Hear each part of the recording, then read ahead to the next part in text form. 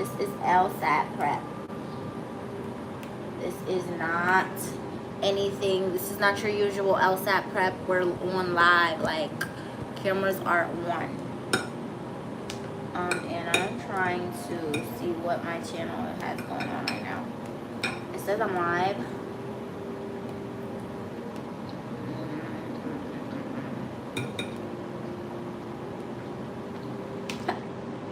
Oh.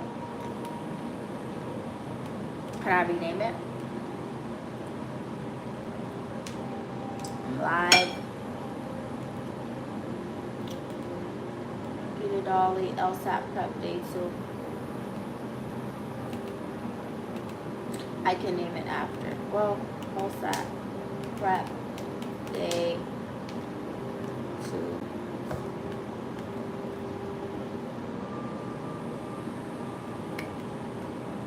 LSAT Max.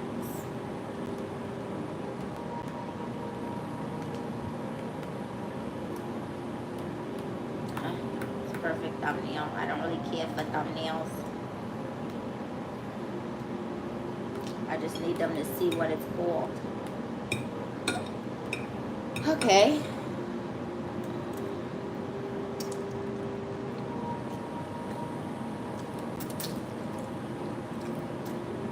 And I'm using this ambience that I'm using to concentrate. That is something that I noticed that I have a hard time doing.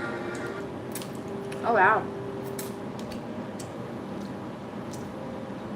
I literally see my first video. Let me make this, what's the word?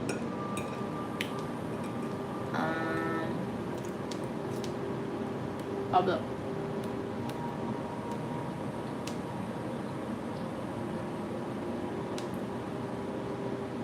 That's just public as well. Okay, so nobody's on here right now, but I'm eating pasta, I know, and I said I was supposed to do LSAT prep, but y'all gotta understand. Any good LSAT starts with watching some of Suits, and it really prep you. So, I'm gonna stop the music and stop acting a fool and be very real with myself. I already don't got wine. I already don't got no Parmesan cheese, and I'm supposed to start this at 4:30. But I have to congratulate myself and give myself a pat on the back because today I did Pilates. And I know y'all probably asking what I got to do with LSAT prep. I think I want to do Pilates before I do my actual LSAT because it's going to get me in the mindset of being, you know, moving and getting energies and, you know, be feeling good. So that's why I want to do Pilates before I do the LSAT. So that's what I'm doing right now, LSAT prep. But I needed to eat. I only ate cereal for breakfast and then did Pilates and then walked for 2 hours from Maitland to here, home in Florida. And I walk a lot in New York, but then we also take the bus and train, and they come every 10 to 15 minutes. That thing said it was coming in 40. So I said, I need a walk. I'm not standing in place for too long. So, forgive me if I'm a little hungry. Forgive me for my timing being off. I know I said 4:30 to 7:30, but we pushing it. And I used to start later in the night at 9. So this is better. But I'm starting, and that's what matters. The first step is starting. Ain't we right? Ain't we right? First step is to start. Get on your Zoom. Pick up that book. If you know you be tired at night, you sometimes gotta push it up in a day. If you know your habits or whatnot when it comes to, you know, studying and prepping, you know, you gotta position yourself so you could lock in when you really have no choice. For example, right now I got the study music, I got the YouTube, and I got the TikTok. So I can review these videos after on what I'm doing during the test that's causing me difficulty. Right now, I cannot start because I needed to eat. So it's really gonna probably go to 8:30 and probably be done at 5:30. So in this time, I'm just gonna eat some food. You see, Big Bear 23 understand. He know what's real. He know the real. Real recognize real. You know, you gotta put some energy in your belly before you do anything. So I'm about to eat this. Watch Suits. Suits get me in that mindset to put on a suit. Not the jumpsuit, but the lawyer suit. And they going through some trials. Mike is in jail. I'm on season 6, episode 8. And I gotta finish this before August 23rd because I ain't paying for Netflix. I'm supposed to be doing schoolwork and studying. So the Netflix subscription is going away. But I'll see you next summer.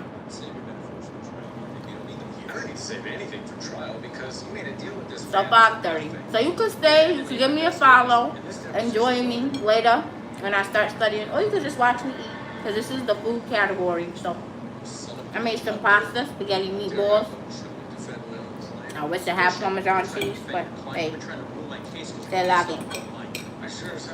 Definitely wish I had wine, but they should save the wine for after the test.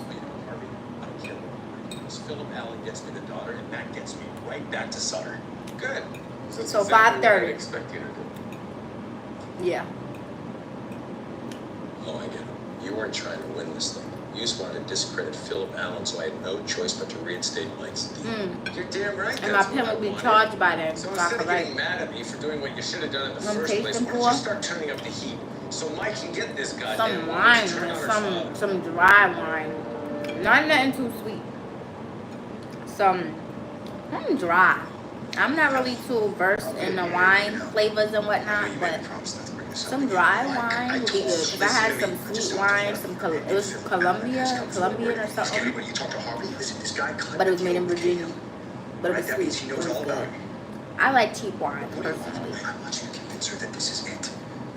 She has a one-time chance of getting immunity if she turns on her father now. Because I know how bad he wants Sutter, and offering to the deal is the best way to make that promise. That would be so good right now. And no one's kissing my kids goodnight for the next 2 years. Wouldn't let that happen. Prosecco will bust right now. He's not selling out his Not own too client. His sweet, client not too only bitter. protect the guy who's paying his That's right. bills. He doesn't give a shit about. Maybe not, but he does give a shit about me. What are you saying? Oh, I would have made me some mimosas. Doesn't just get her out of prison. I got orange juice, but no wine. And informing only Mike. Yes.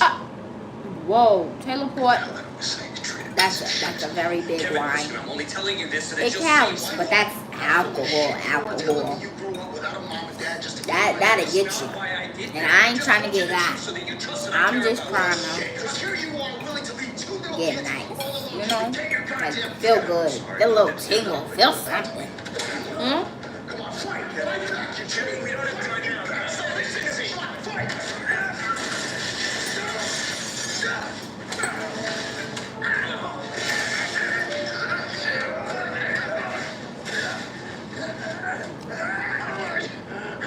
Get him out of here now! Get him to solitary now! Not solitary, it's my fault! It's my fault! I can do this! And you're going to solitary too. What type of wines you like? Oh, hi, Christina. Hey, girl. Girl. Let me show you. I respect her. I look at you every morning, girl. Yes. Harvey, Mike, good. I did my part and I took care of Philip Allen. tell me you did yours and got Kevin to talk to his wife. I tried. Instead, I got him to put in solitary. What? How the hell did that happen? I told him I was informing on him, and then he started beating the shit out I of was me. supposed to be on here doing LSAT prep, Would then you I do got that? hungry. The client wasn't getting it done, and I'm living on borrowed time, so I thought I might as well I'm come like, anyway. Then you better figure out a way to Let get me him out of eat there. first, because and then I'll go on here and do some testing. that's why I'm calling you. I already have Yes, girl. Listen, life is life. I know it's over. She makes things look so beautiful, girl. Make things look so good. I love everything from your content to your outfits to how you be making sure you keep your fitness up. That be motivating me, and I love that so much. And I miss you. Oh my gosh. Convince my aunt I didn't kill those people. One day we just gonna be living life, going on a nice vacation, gonna be chilling, vibing, and you know God's gonna make it work for us. She's not gonna come. Yes. Leonard, don't Right now I'm finishing up this at 5:30. I'm gonna do my LSAT prep because I really want to go to law school. So I'm trying my best to position my mind. Hence me watching Suits before I take my LSAT test. I mean, I took it already, but I'm retaking it to get a higher score. So I'm really like studying to learn the ins and out of like how the test is, you know, structured. And it's actually been helping. I really used LSAT Max, which is really good studying platform that breaks it down. Because I didn't even know how to read, Tab. I did not know how to read that test. But now it's like, I can read, so I can probably start answering the questions better. Thank you so much. And I hope you have a great day, my love, as well as ending out the day. So evening. Yes. Don't you understand that? So we're going to play your game with the courts. What's your favorite wine? Whether it's If you could leave a comment, 60 days, doesn't matter because I'm going to die. just tell me your favorite wine. Just because I'm trying to figure out new wines to start tasting and things of that nature. I like Prosecco. You know, there's Bel Air. Teleport is a little too. No. I don't want something cool. Just get out. If you like wine. If that's your thing. If not, then it's okay.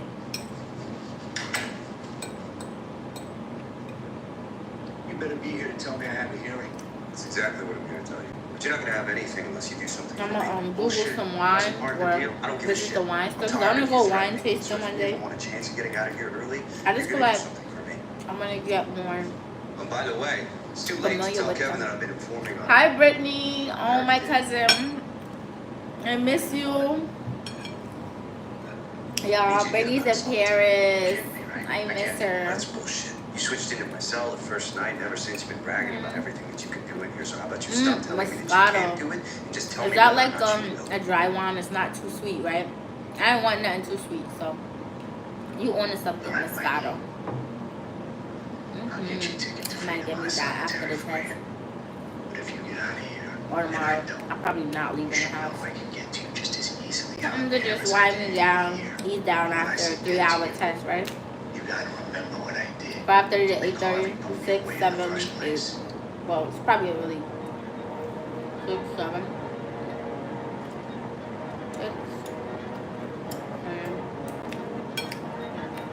8:30 I'm gonna be done. I do like sweet wine, but I had some really sweet wine. It was so good. I haven't put grapes in it. It was like some Colombian type of wine, and then I finished it like this. So I'm like, let me get a sweet and a bitter one, so it can be like a mixture. So I don't drink it like juice, because when it's too sweet and I start drinking it like juice, the bottle is gone. So I'm trying to, like, you know, find a little bitter flavor that I can mix with it, or maybe just use some days the bitter wine and then some days the sweet wine. Cause I cannot be drinking them bottles like that, like it's juice, and they don't even put a lot. You know, once you open it, the little gas go everywhere, and then it's done. Okay. Yeah, the sweet wine to be tasting like grape juice, for real. Hi, Jeff, it's me. How would you like to have dinner with me tonight? I would love to, Jessica. Just name the place.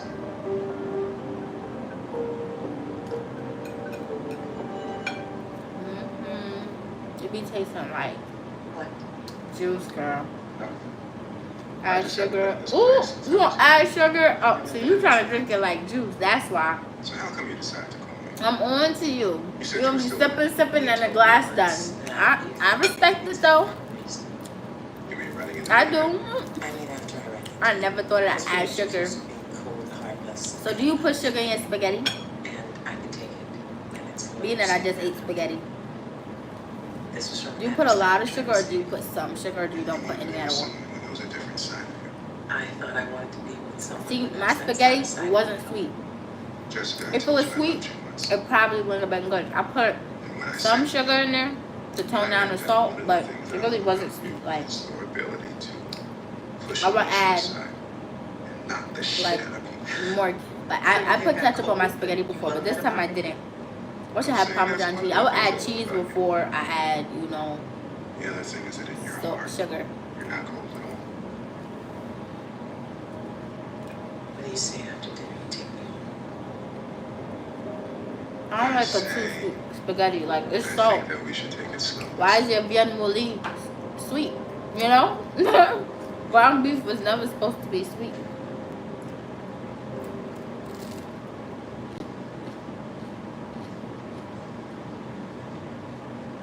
Listen, I know you hate me right now, but right this second, we are on the same side.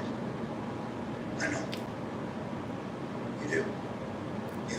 Because they just let me have a solitary and I went to call Jill. I was going to tell her everything before I got a chance to do that. She told me she was indicted. I'm so sorry. I don't need sorries, Mike. I need to find a way to keep my wife out of prison. Then let me help you. You can help me. No, that It is can't true. be See, by trying I to put get her to sugar talk, just a because little I'm bit, telling you, there is no way in hell A little bit. she's gonna do that. You really think she's going I don't to want it prison too for sweet. too? But I put sugar for sure. For real. I found out about her and her father. It depends. If I put the sugar Like this. in the viande mouli, Turns or if out I put she the found sugar out. in the pasta by itself. If you put it in the pasta by itself mixed with the viande mouli, all that, you don't really taste it. But if you put it in the viande mouli, you're really gonna taste that sugar in the ground That beef. she got inside information from him. One time. It'd keep them from losing everything. And the next thing she knew, it was too late to stop. Yeah, he tricked her. And when I tried to tell her that, Get her to quit with me. You know what she said? she said she'd never do that. Because no matter what he did with the business, she knew he was willing to run into a burning building for her. So she was willing to do the same for him. Kevin, I need you to let me use your cell now. I need you to trust me. I might drink some lemonade. I'm talking about wine. I gotta get some pink lemonade. I ain't working out there. And Florida got too much lizards. Like, Mike, shouldn't you be telling I don't like that one bit. But whatever we do, we are not going to be able to get her to talk unless you first get her to listen. Guys, it was good, Christina. Hey, It was Tara, so I good. I made it yesterday. I know you said something to Charlotte, but I tried to meal prep I don't know exactly because why that would be. I really haven't been buying food out. I've just been cooking, and it's helping me because I really like enjoy cooking. Like, I would just wake up, roll out of bed, I just saw you and call 2 times. I'm so sorry. I'm late. I'm cooking something. There's no need to apologize. Move to the shop. Girl, let that law school accept me. I'm there. Thank you. I love the Shy. The Shy is such a beautiful place. Party's Like, ready. New York, Chicago, one of those two places I'll be going for law school. I asked you to hold the reservation for Literally, 15 minutes. and I It's waited always said 13 that. minutes, you hipster douchebag. Excuse me, sir, is everything okay? No, everything is not okay. This asshole gave away my table. Hey, man, it's all good. I'll get you another table. Hey, man, it's all I'll bad. probably I say, don't want another table. I want the one I reserved. I was gonna So why say don't you tell those Kent, people that he gave them something that belongs to someone else. Because or I'm not going to share the most exquisite table on the planet University of, with another man. not Illinois, Chicago. University of Chicago law. Lewis, please talk to me. Look, I know it's going to be okay with this. The Illinois, Chicago one, remember I did the math, the summer program there. Laughing with him. What? Yes, because the rent is crazy. Rent is insane. Finish. You were the Like, most riveting woman I've ever met. You cast a spell on me. people either flocking to the South or figuring it out from there, becoming a realtor and buying the whole complex. Mm-hmm. If we live together, bro, we would wake up and it's every day we going somewhere, bro. We can't do it. We have to say we're gonna go out every single day. Yeah, we have to be able to plan. We're both planners, so we'll be able to plan the certain days we'll go out and budget properly. Let me help you with that. Would you? Of course. I want to get like a really good like remote job. I feel like that will help me be more flexible Welcome, Jill. with like going different places. Who are you? I'm the Making woman who memories. returned in Canterbury. Nothing to see. Please, I came here in person because I don't want to trick you again. Say whatever it is you're here to say. I'm here to tell you about my father. He committed a crime number years one ago. thing about Before he life did, he is tried to get me to put my to toe make in the water with memories. him. I said no, but I almost said I want to yes. start doing that a lot. Because I loved him. And I knew he was a good man. But you know, when I first moved into this place, they had the audacity to have a Trump mug sitting in a thing, a Trump and Kent. When I tell you, I threw out that mug with the quickness, like threw out the mug. I threw it out like I Michael Jordan that mug into the trash. Cause why the hell would y'all have Yeah, I take pride in my work. a Trump and Pence mug You should. in my thing? Like, I don't In that know. case, this is another show starting in about 15 minutes. Okay. What is that? know what that means, don't you? We can still explore exact. That is true. You're gonna be That is exhausted. true. There's a lot to do in Chicago that I Means you're didn't gonna have to get spend the night.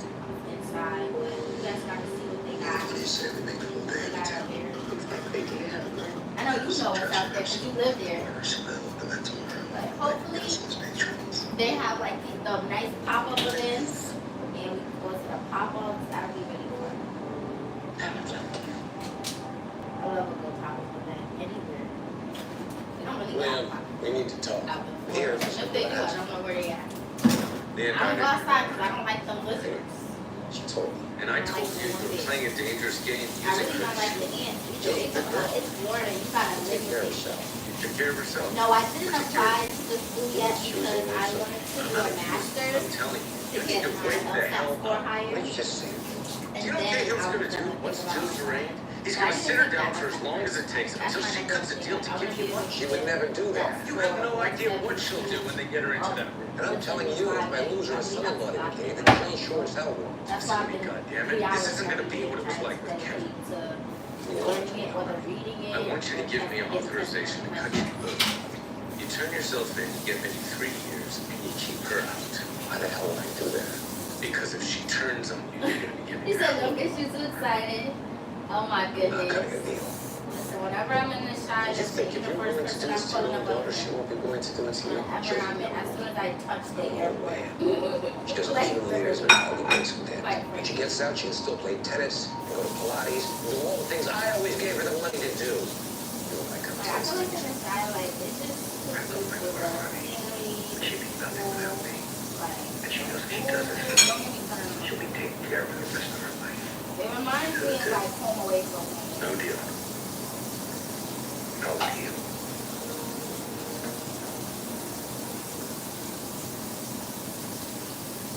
The one thing that Chicago does more than New York is wear tight jeans. The men love a tight pair of pants. That's the one thing that just New York loves tight pants too. It's just Chicago, they just don't realize they need to wear a few size larger. The men. Does he They're a really? little less tight on the pants. But I don't. So I came. Just that one thing. But hey, I'm not going there for their pants. I'm going there to get mine different. Yo.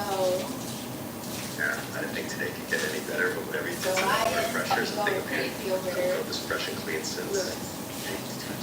And I know how to take the red line. I'm officially a Chicago. Almost. I was almost initiated into Chicago lifestyle. We've been together for years. I can't just not see him. Chicago, I love you. Chicago. No, let this. No, I'm not going to let it die. I'm going to do myself. Like says this when I finish eating or cook, just watch it so I'm going to come back to it later. Good day, very Sean. Take something. Big risk that someone's gonna recognize me and figure out I'm up to something. I'd be taking an even bigger risk if I didn't hand this to you personally. That was a good meal. What happened? You're not gonna leave someone like you again. Look, the Captain What's Crunch this? knowledge. That is an ironclad agreement between your office and Joe Miller. Finish You're the representing Jill Miller now? Yes, I I love me am. some oatmeal. Like, I can't drink regular milk. I'm too She does. lactose. Whatever it And is. she's okay with it And the because video most of dropping. the guy who's keeping her out of prison. Thank Let me you. say The the videos were dropped Says that she's soon gonna when testify I get against her accepted father. into Pleads my no law contest and receives full immunity, but it also school, says and that you then acknowledge I'm that really I've gonna be coming different because it's like your girl's a rapping lawyer. Like that's the thing that I actually created. No, I've seen some rapping lawyers. I did. Oh, and I just Wordsworth. don't. I've seen them on the internet, not in real life. I did everything I could to keep it in I place. feel like that's like a whole, like a female one. Never seen it. It's like that's a whole new lane that I'm creating for myself. So it's gonna take some time to Because like what I grow. still need is William Sutter behind Which is bars. okay. God has given me time and taught me how to be patient. Shout out to you. What the hell did you do? Nice to see you, William. Can I get you a drink? You think I wouldn't find out you recorded me and played it for my daughter? I didn't play it for her. I played it for my other client, Kevin Miller. Alright, it's 5:30. Time to lock in.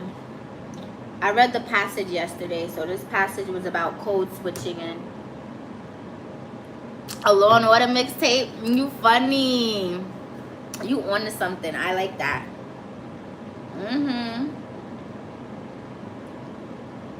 Law and Order, Suits mixtape, like all of it. Joan from Girlfriends mixtape. My pen is now charged, so I could prep for the future and charge my iPad before it die on me.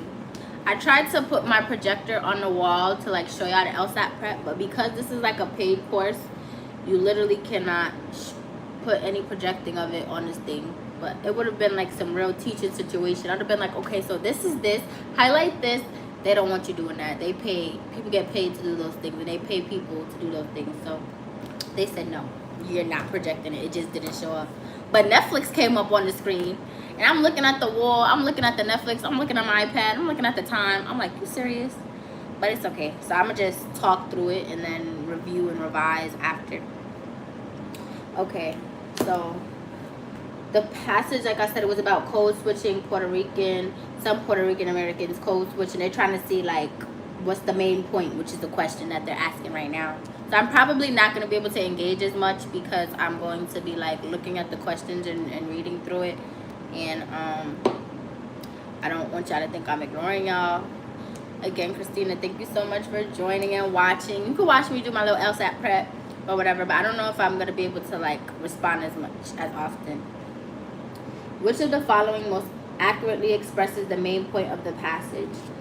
A, the lives of Puerto Rican Americans are affected in various ways by code switching. So when I go back to the passage that I use GoodNotes, by the way, to take notes. When I go back into my notes and I found out what I'm supposed to do after reading every passage, I have to write the main point or draw the conclusion before. So this is called roll note structure. I have to write what the paragraph does and not what it says. Then there's, you know, part 1, 2, and 3. So part 2 and 3, or paragraph 2 and 3, those are explaining the main point and also the phenomenon. So the phenomenon is code switching, and the author's main point is about situational rhetorical when people code switch. Specifically, the people we're talking about is the Puerto Rican Americans. And the main point is that subtle situational or rhetorical factors explain most cases of code switching. So for example, if I'm like making a joke and I'm being funny, then I am switching from English to Puerto Rican. I would be like, yeah, so I liked how she cleaned the bathroom yesterday. She cleaned the baño. Like, yeah, like I could do something like that, and that's me trying to be sarcastic or like have an emotional sense towards it. So that's me trying to be funny when I be like, I like how she limpió el baño. And that's like me trying to be funny if I'm trying to, like, you know, if I'm in a setting where the other people don't, I think the other people don't know the language, then I go ahead and I sit there and I try to code switch that. So that's what that's about.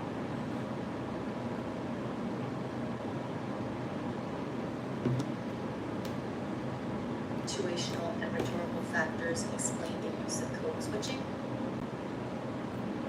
No, it doesn't. Some test takers might eliminate this one simply because it lacks any reference to situational and rhetorical factors. Exactly. Plus, this makes it seem like the passage's subject was Puerto Rican Americans, not code switching. But the passage isn't about how the lives of Puerto Rican Americans are affected by code not switching. at all. And this answer choice doesn't get into why code switching occurs. And that explanation was the focus of the passage. We can cross this one off. On to B. Does this sound similar to, in most cases, situational and rhetorical factors explain the use of code switching? It is not always possible to explain why code switching in conversations around Puerto Rican expresses the main point. Let's see the other questions. Rhetorical factors can explain studies of. I wish you would show me the others without having one highlighted at a time.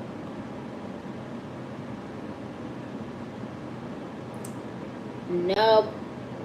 That's not the main point. That is not always Nope. easy. Again, It's the this last one doesn't include situational and rhetorical the- factors, which is an unforgivable She omission. fixed my wig. We can also recognize that this answer choice overemphasizes the some cases cannot currently be explained part of the last sentence in the first paragraph.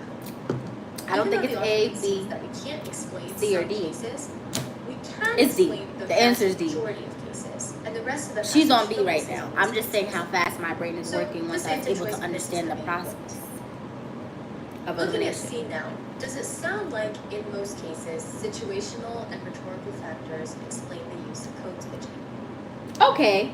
Well, it mentions situational and rhetorical does. factors at least, but it says that rhetorical factors explain more More cases than situational factors. You may be feeling the urge to check the passage to No, see if that's I accurate. still stand on my But answer D. don't bother. Don't We even said the bother. main point was that situational and rhetorical factors explain most uses of code switching. The main point we It might be E. didn't compare how It might often be which E. Let me factors tell you explain why code it might be switching. E. So don't Because I waste didn't know time there was a checking the D passage and to an see E. if this statement is accurate. So it might be E. Trust your anticipation, which indicates that C I thought is D not was the last point, one. and let's keep it moving. Let's check D. The answer's E. Does D match E is our the main answer. point that in E for most 500. cases, situational and rhetorical factors explain the use of code switching. No.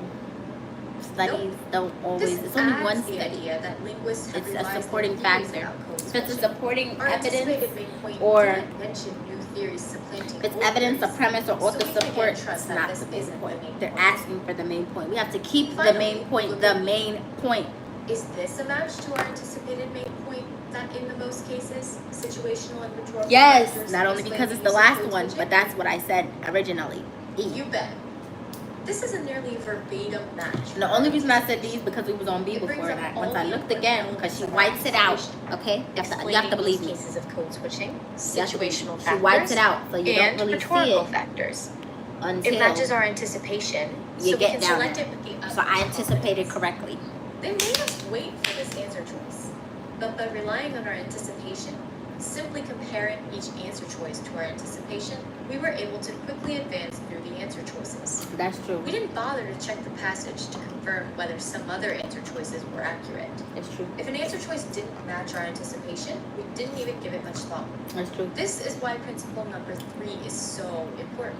If we rely on You anticipation, have to we can anticipate. not only save time, but also save mental What are energy. all the principles? By relying on our anticipation, we save mental energy because we won't have to think about why incorrect answer choices are incorrect. We can assume they're incorrect solely Where can because I they don't find match our that? anticipation. And saving mental energy is absolutely critical in ensuring we're not burned out by the end of these sections. Speaking of anticipation, let's move on to the second question. Where we'll can I cover for find this all of passage. my On principles? prep test 43, this is actually question number 9.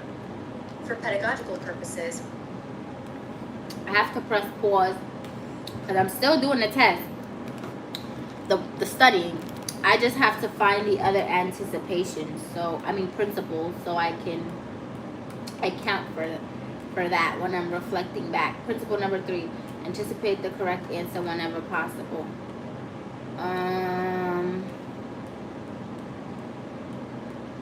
Let me see principle.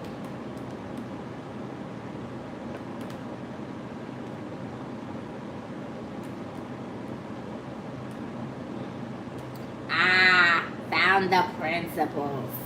Thank you, Jesus. When did I do this one? Wednesday? No. August 6th. Oh. Really? I did LSAT prep that long ago? Or maybe I reviewed it that long ago. I did it just yesterday. I'm talking about that long ago. Okay, so principles. Start by doing too much at first. And that's when you do the tone, note toning, or excuse me, it's not called note toning, it's called specifically roll note structure. So I write what it does, not what it says. Removing tasks is easier than adding. For now, complete all tasks. Take my time to understand and reread if I need. Eventually, I'll be able to identify patterns. Number 2 is look back at the passage.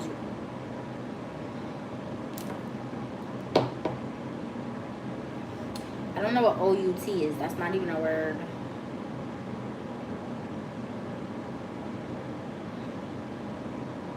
gonna fix that. It's probably at most once per question.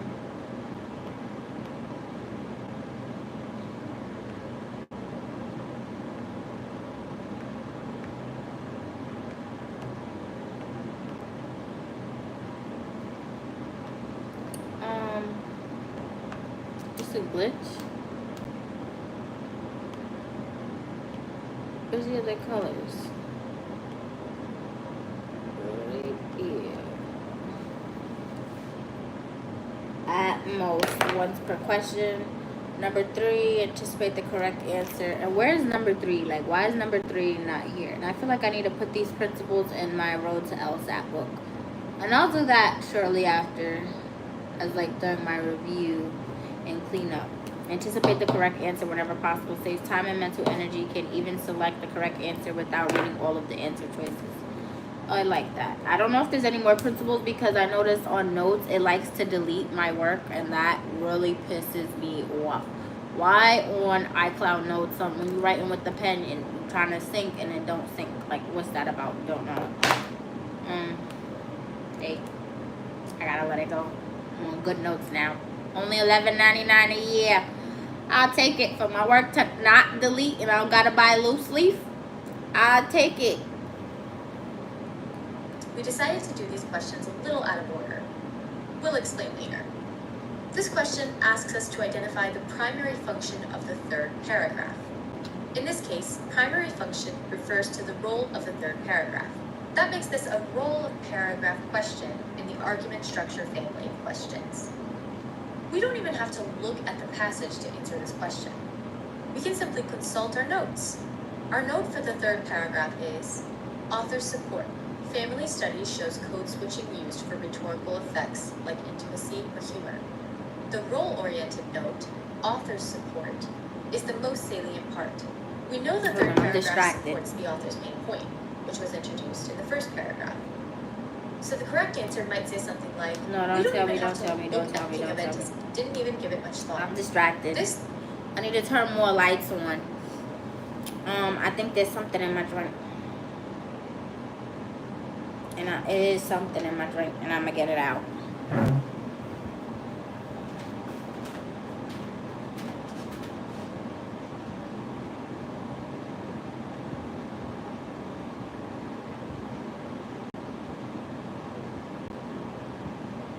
it's not sugar.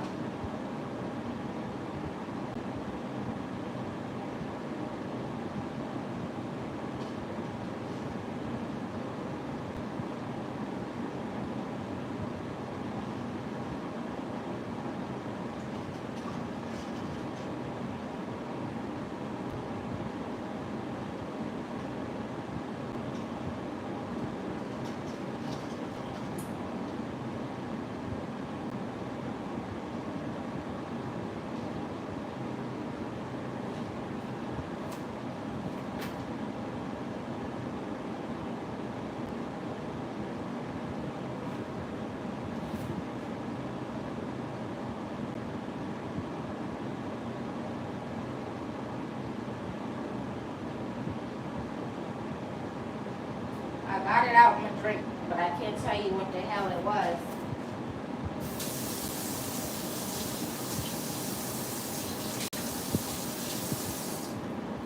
I'll be damned if a damn sugar ant was in my lemonade. I'd be damned. All these lights is coming on.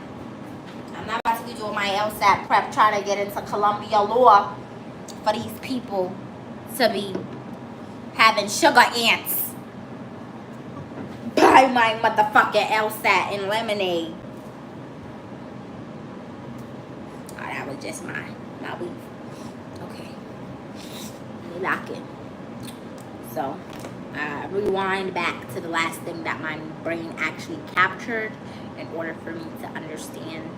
And then I lock back in. Is why principle number 3 How did it turn to 5:45 already? If we rely on anticipations, we can not only Hi, save person time, that's but on also there that I save can't mental see. energy. Hi, so you By all what's relying on up? our anticipation, we save mental energy because we You have to won't anticipate think the about correct why answer whenever correct you answer can. choices are So incorrect. who's on here We can correctly? I assume can't they're anticipate incorrect who. Maybe solely Mel? because they don't match our Who else? anticipation. And saving Oh, mental can't energy really is see 'cause I'm absolutely focused. critical in ensuring we're not burned out by the end of these sections. Oh, random folks. Speaking of anticipation, let's move on to the second question we'll cover from this passage. On prep test 43, this is actually question number 9. The primary function of the For third pedagogical paragraph of the purposes, passage we decided is to to... do these questions a little out of order. We'll explain later. This question asks us to identify the primary function of the third paragraph. In this case, primary function refers to the role Family of the third support. paragraph. That makes this a The third paragraph, it is explanation. Study shows code switching used for rhetorical, hi Tony Flex, used for rhetorical effects like intimacy or humor. So what the support family study shows. So we add summaries. So what we do is we use our a roll note structure, which is summaries for each paragraph. whole of paragraph question. And the paragraph 3 spoke about how they did a family study We don't showing even have to what code look at the switch was passage used to for. answer this question. We can simply consult our notes.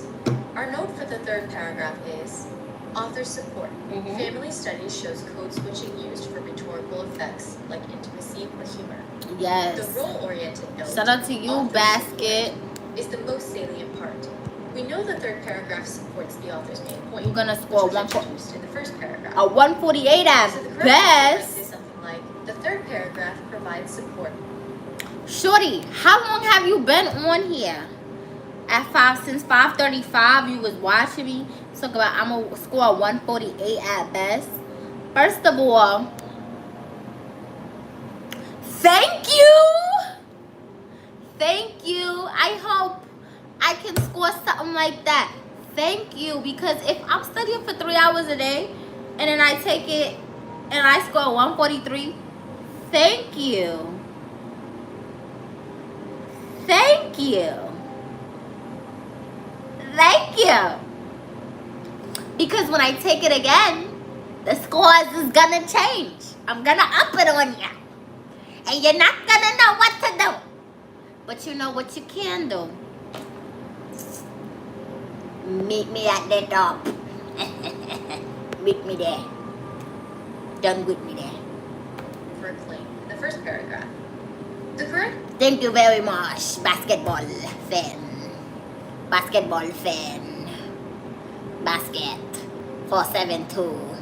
Thank you. Because without your misery, you will never have the grace to promote me to win. I'm a very, what's the word? Oppositional defiant individual. So when someone tell me I'm going to do something very bad, I make it my business, my lifelong mission to do the opposite, which will be very good for me and sucks for you. So thank you very much for your intimate feelings towards my life. Thank you. It means so much.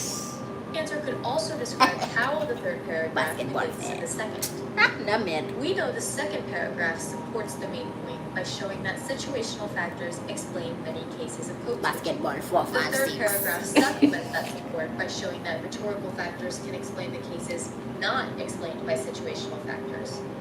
So we can form a pretty solid. What you said, shorty? We know the Basketball third pissed me paragraph off. supports the author's That's how I'm gonna go back and which was understand. introduced in the first paragraph.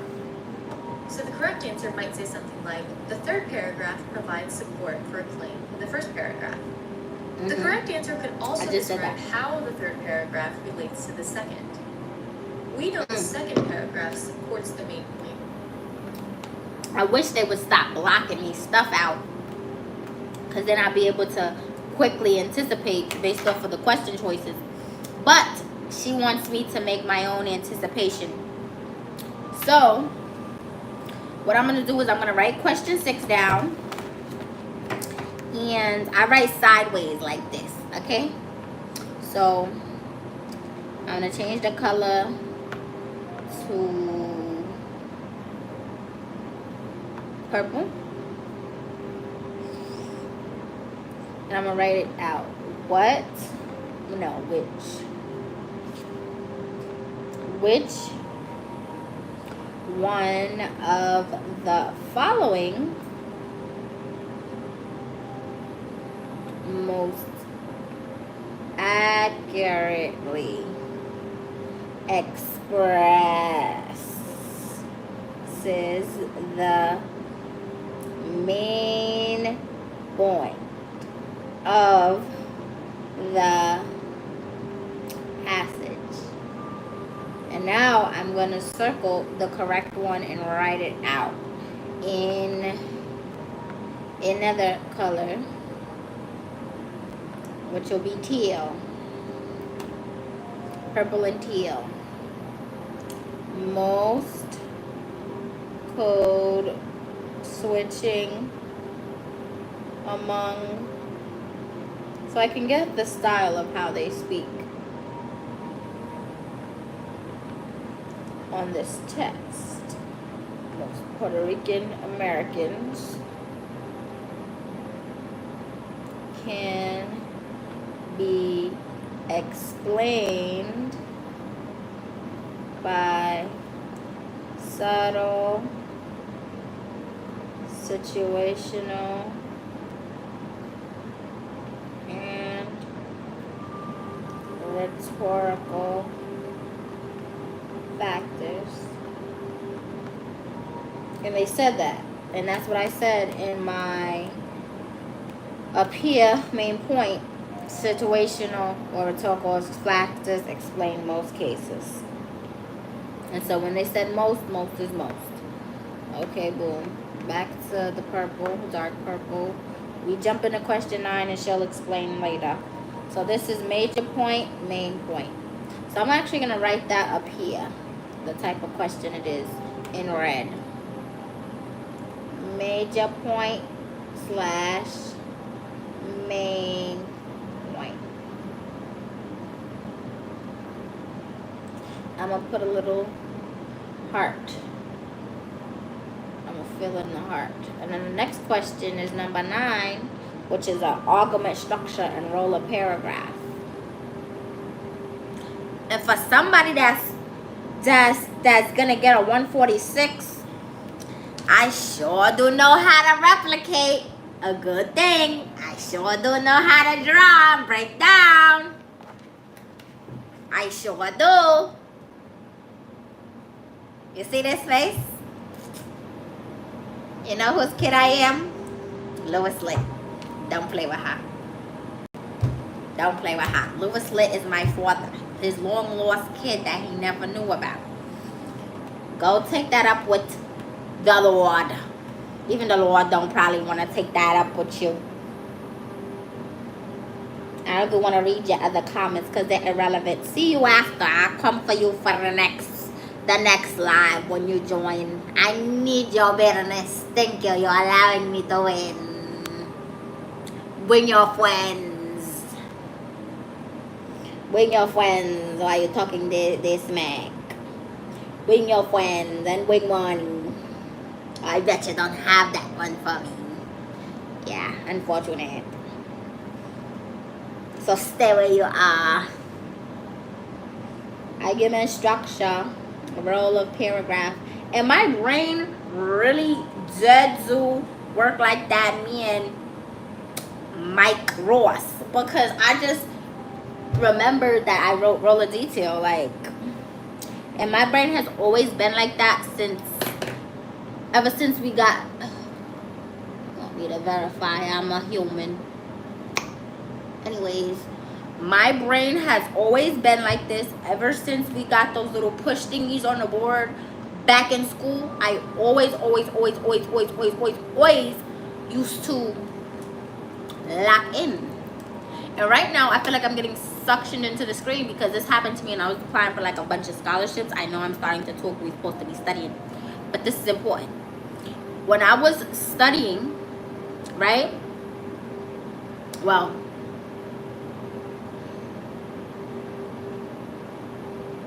let me rephrase.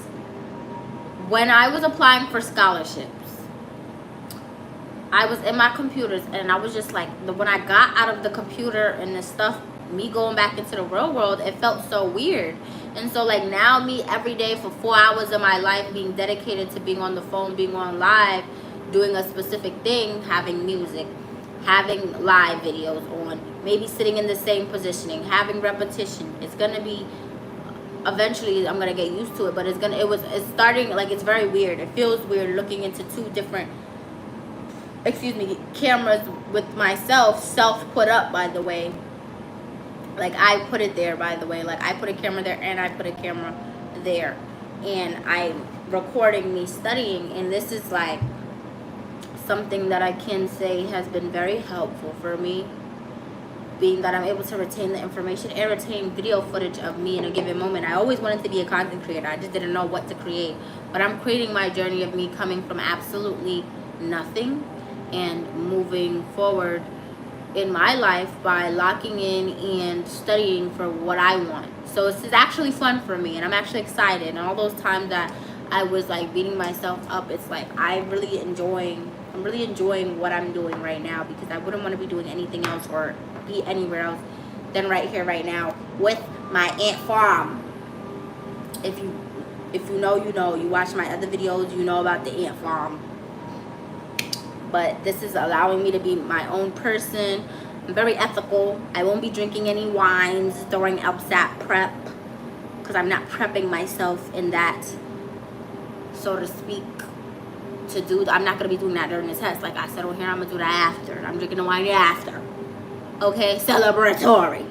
Okay, so that's really just how I'm moving. I'm going to have my lemonade. Like, this is my time to really get my thoughts of what is that I be thinking that impedes me from answering these questions. And this is the stuff that comes through my head, me talking about whether my living situation, me giving gratitude. That's something I needed to, because I never had a chance to give gratitude. This is not something, I don't study with people. LSAT prep is usually with people. So, and I have God, of course, so it's like I have to learn how to specifically break down those mental barriers that is in my head that tries to stop me from being the best version of myself that I know I can be. And I can give a shout out to Aaliyah J, because she really taught me a new makeup glam, and it's just got my confidence boosters to the sky. Shout out to Miss Aaliyah. My confidence, hold on, let me clean the camera. Yeah, because I don't think y'all are really seeing the material. Yeah, Aaliyah J did that. She did her big one. She literally had me like learning a whole new makeup tutorial. Like, I learned a whole new way to put on makeup, and I just feel much more confident. I don't feel like my face is like with a bunch of layers. I did Pilates in this. I literally am doing studying. Like, I showered after Pilates and did all of that, and I'm still having like just a clear, beautiful face, good energy. I noticed I'm a girl with a lot of energy, and I must move. I have to dance. I have to do something. Like, it just makes my mind feel so much better. And I like doing things that are fulfilling. It feels good to me emotionally and mentally. And this feels good mentally. The Pilates was good emotionally. And spiritually, I have God that I prayed to during the test as well. So when I'm speaking to y'all, it's like I'm speaking them. And God's given me this immense power that I want to say thank you, Lord, for just putting me in this situation to be able to acquire this new knowledge and come outside of myself, and come outside of my mind, come outside of my body, and go to you, Lord, and recognize that I am an individual that is divinely created by your purpose, for the purpose of contributing service to the people that are around me. So thank you, Lord. I hope this video diary series that I'm creating can be an inspiration to another student, to show them that they can do it. They can be the best. They can do what you called them to do. And thank you for giving me these mental capabilities to be able to study this LSAT test right here, and have this music, and have this air, and have this Ant Farm to be able to be lived in, have a drink to drink while I'm sitting here and taking these studies, and clothes to put on my back, somewhere to sleep at night. This is where you can foster a score from 170 to 180. This is where it happens. This is how it happens. And I have never seen nothing like this, ever been able to study like this. So thank you, Lord, for granting me the ability to do so. And as I dive back into this work, give me the divine knowledge and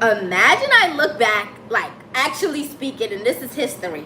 I started creating a shopping list during my LSAT prep, and I got a 180 in the 170s. I'm going down in the history books.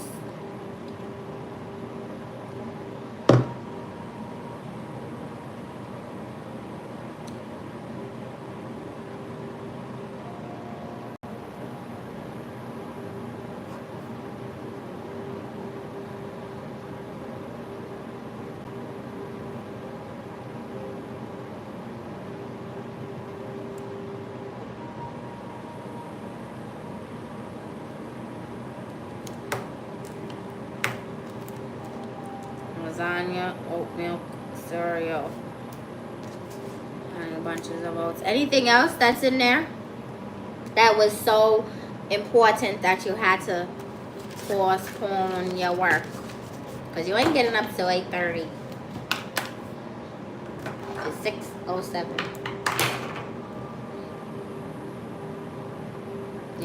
You keep playing, you might get up at 9.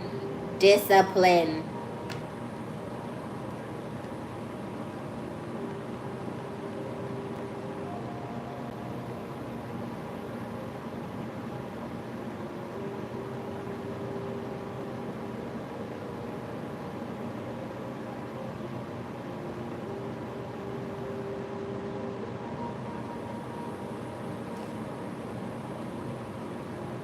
Roll note structure. Roll note structure. That shit was smooth. Like, I would never forget that.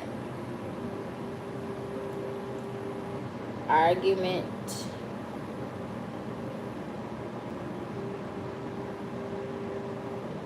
Roll of passage. Paragraph. Alright, the primary function of the third paragraph of the passage, and this is my anticipation. I'm going to write it in blue. Ooh, I wish I had a additional sheet, a sticky note. Ooh, can I get one? Can I put a sticky note on this? I think they said something about a sticky note. I dead can. Alright, so let me put it.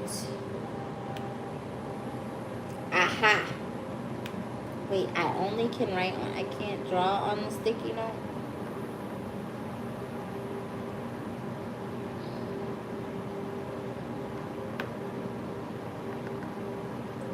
So I can't draw on it. No. I don't want to display the comment as a sticky note. I want to write on it. Oh, I can. Okay, nice. Just make this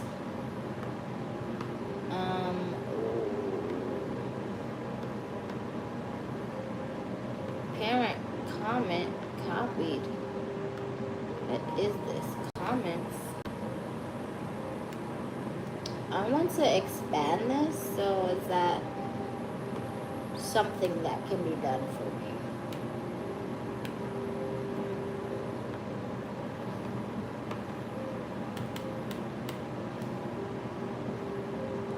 Sticky note me, please. No. I don't want that kind of sticky note. Thank you. You made me a white one. I only need one right now. And I'm gonna write this anticipated answer. Let me see if I can make this a little bit smaller, because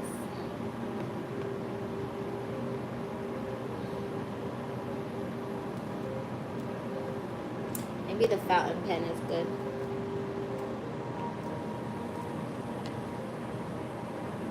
No. Maybe the pencil. Nice. Much smaller font. Anticipation. The third paragraph provides support for a claim in the first paragraph. That's true. I've been saying this on my mouth for a minute. I just haven't wrote down the roll note structure. But I've been making a beat out of it, you know.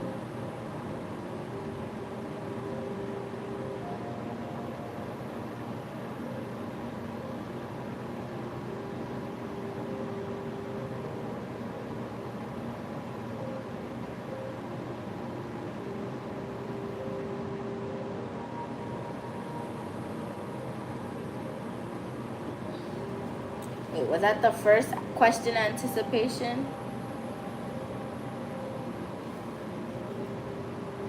Or is it two different kinds of anticipation? So let me see where that come from after I write it down.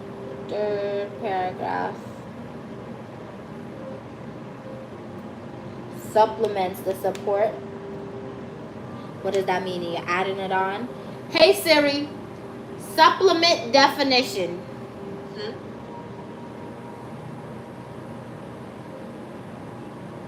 Something that completes or enhances something else when added to it. Okay, thanks.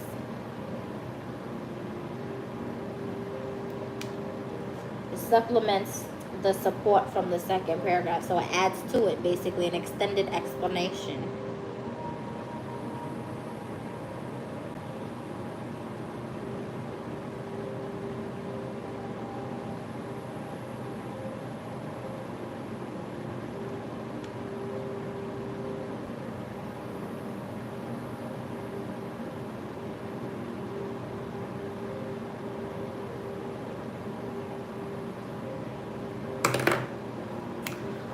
After I'm done, I'm like literally, quite frankly, gonna change my Instagram profile picture. I took some really cute pictures today. I really pray this is not how my brain works during a real test. But I think it is.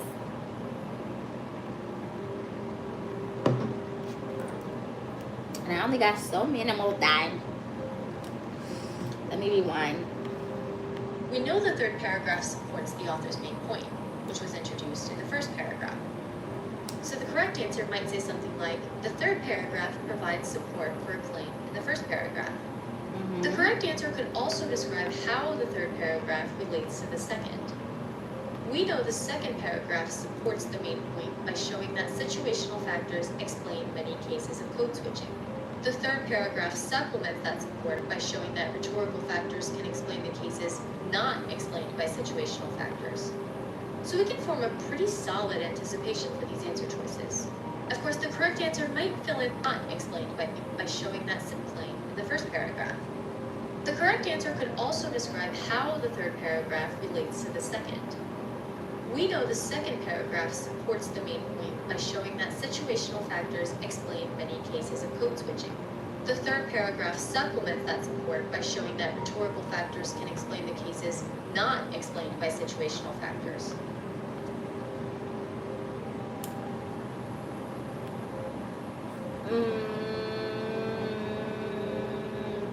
Okay, so I did change my profile picture, but I don't like it. I don't see the updated ones, the things in my photo. I don't see that updated, and I have to screenshot my own image.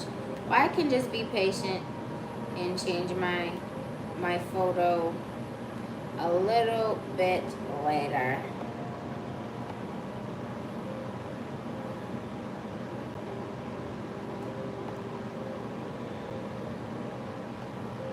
Oh wow, what comes up best makeup look for black skin? Apparently I'm a part of it. Yeah? Excuse me, I really look like Louis Witt.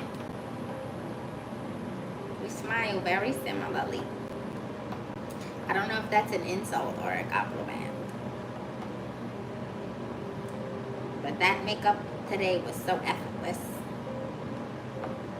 And I really enjoyed it. I really have. I did enjoy it. Natural, doughy skin. Effortless. Now, without further ado, I think I should get back to my LSAT prep now.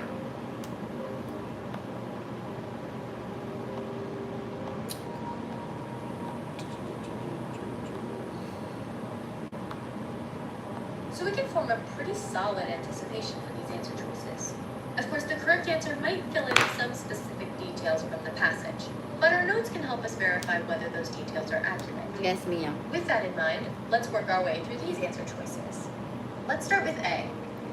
Does this say something like, the third paragraph provides support for a claim in the first paragraph? Or, the third paragraph supplements the support from the second paragraph? Not quite. Pit, I didn't even get a second to answer. Oh gosh, I didn't anticipate that it was right. Consider a general explanation for the phenomenon of code switching that is different from discussed in the preceding paragraphs. Whoa. Not explained by situational factors. So we can form a pretty solid anticipation for these answer choices. Of course, the correct answer might fill in some specific details from the passage. The third but our notes paragraph can help talks us about how verify it's a whether those family, details are accurate. a family study let's work our shows way code through these switching answer for rhetorical choices. facts like intimacy. Let's start and with more. A. Does this say something like, the third paragraph Wrong. provides support for a claim Hey, in the first Siri. paragraph? Proceedings definition. I need clarification.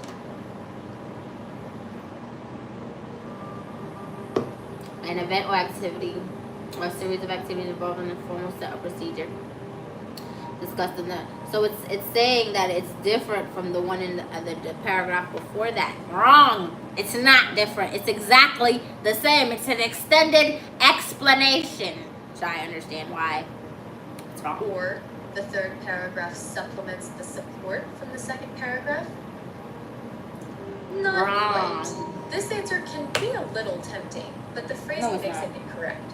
The third paragraph does discuss an explanation for code switching that's different from the explanation discussed in the second paragraph. It's different. But, But as we anticipated, the third paragraph supplements the second paragraph. it adds to it. As such, the third paragraph doesn't provide a general explanation for code switching, but rather about a specific explanation that applies to the cases not explained by situational factors. So this is slightly off from our anticipation, and we can eliminate it. Moving on to B. Right. Does B say something to the effect of, the third paragraph provides support for a claim in the first paragraph? Let's see. B says resolve an apparent conflict between two explanations for code switching that were discussed in the preceding paragraphs. I need that basketball guy to come hate on me so I can win. Resolve an apparent conflict between two. The primary function of the third paragraph of the passage is to resolve an apparent conflict between. Ooh! The primary function of the third paragraph of the passage is to resolve an apparent conflict between two explanations for code switching that were discussed in the preceding paragraphs. Wrong. It's not looking to resolve anything. Not a thing. No. Or, the third paragraph supplements the support from the second paragraph? Not at all. quite. We didn't anticipate anything about resolving conflicts. so Why? we can quickly We're not say doctors. We don't resolve those things. Now checking C. Does this answer choice sound like, We have C, D, and E. So let's see if I get this right. Because I remember when I was doing LSAT prep in class, I embarrassed myself silly. I looked like a clown. It was embarrassing. So I held to it. I made sure to fail it as a life's mission. Because I said no. I embarrassed myself terribly. Because I didn't know how to LSAT prep at all. But now I do. Shout out LSAT Max. Show that there are instances of code switching that are not explained by the factors discussed in the previous paragraph.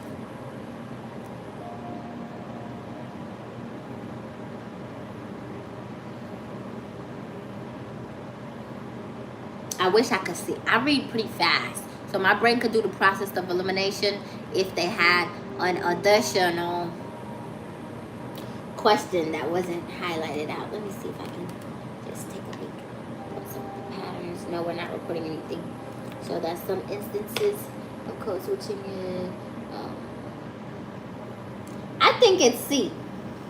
Show that there are instances of code switching that are not explained by the factors discussed in the previous paragraph. Correct. Intimacy and humor. They didn't talk about that in paragraph 2. And that humor is still supporting paragraph 2. That humor and intimacy that they talk about in 3 supports 2. Because why would they talk about the same exact thing in the next paragraph? I mean, they are, but it's something different that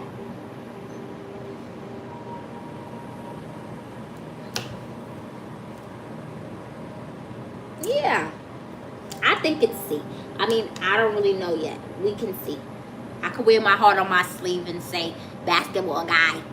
If you know you got someone up on me, then that's that. But the rest of them it's whited out, so it's some difficulty. Reading it. It's the D says report some of the patterns of code switching observed.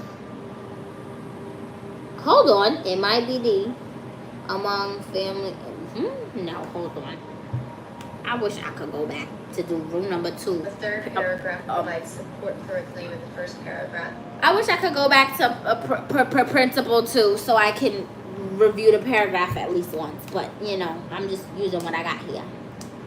Show that some instances of code switching are unconscious.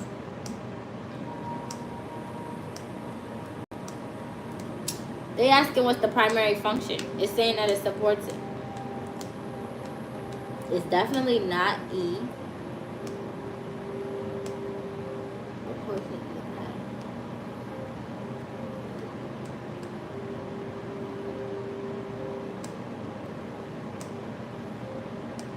It's C or D, and I'm really thinking it's C because I said C, so I'm gonna stand on it. If it's D, then it's D, but it's not E. Hi, Jamal. We doing LSAT prep, and I'm really like on that. I'm wearing my heart on my sleeve. I'm on YouTube Live and TikTok Live. So, as you can see, I'm trying to understand this material to the best of my ability. And I'm very okay with getting the answer wrong because I'm going to understand why it's right before I close this device. Or, the third paragraph supplements the support from the second paragraph. Yeah, this sounds like a more detailed version of I was right! Supplements the support from the second paragraph. The second paragraph showed that situational factors explain many cases of code switching. I was right. And I was right. And I was right. Let me just give myself many hugs and pats on the back. Because I did that. Because I looked through D. So the answers was whited out. Okay? The drink. The answers is like they have a certain amount of what they show you. Right? And they got the other answer choices that are not highlighted, and this is highlighted. And no, I'm in my MBA program right now. I'm studying for law school. I'm studying for the law test. If I had the audacity to go to law school with a 135, I would have been very unmotivated, highly disappointed in my own intellect because I'm not at the law school of choice. So I'm trying to go to a law school that is somewhere in the stars. When I get that LSAT score, we'll discuss that further. Okay? When I get that higher LSAT score. Fix my wig. Yeah. When I get that 170 and above, we'll discuss that further. I've said it several times, but you know. Let me lock in. Let me get off my high horse and take the chip off my shoulder. Because I got that right. And they like blank out the rest of the answers, so you really could could go one by one, but I tried to read through the highlights to know what was right. And I was still right.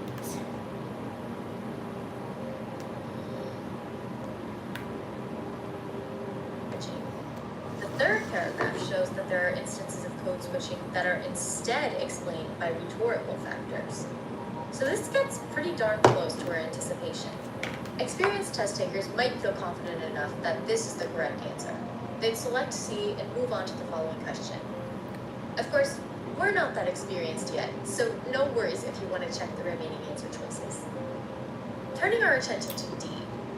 Does that sound similar to the third paragraph provides support for a claim in the first paragraph, or the third paragraph supplements the support from the second paragraph? No.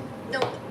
The word report is simply too neutral to capture what the author is up to in the third paragraph. The author uses the case study of the family of Puerto Rican American family to support the main point. The author isn't merely reporting facts. The author is marshalling facts to prove a point. So this answer choice overlooks that the study illustrates how rhetorical factors can account for some instances of code switching. Let's eliminate it and move on. I agree. Finally, let's take a look at E.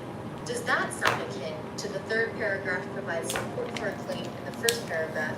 Not one bit. The third paragraph supplements the support from the second paragraph. Talk about unconsciousness. That has Again, nothing to this do with misses anything. how the third paragraph supports the author's main point. The author doesn't just want to know that some cases of code switching are unconscious. Even though the author says speakers are sometimes unaware of their code switching, the author mentions these instances of code switching to highlight how rhetorical factors sometimes explain code switching. So once again, this answer fails to capture the primary purpose of the paragraph as a whole. We can cross it off. Much like the previous question, we can form a solid anticipation to help us assess the answer choices. We can make these Anticipate kinds the of correct answer anticipation whenever on possible. almost all argument structure questions, and we'll rely on our notes to form these anticipations. That's one reason why making these notes is such a crucial task in the reading method. Using our notes to form an anticipation on argument structure questions can help us make lightning-quick, accurate decisions about the answer choices. Let's try it again on the next question. We'll move on to the third question we'll cover in this set, which is technically question number 7 on the original prep test. The phrase primarily in order to tells us we're once again doing an argument structure question. This time, the question... Much fatigue is had. It's because I'm doing too much talking and exploring.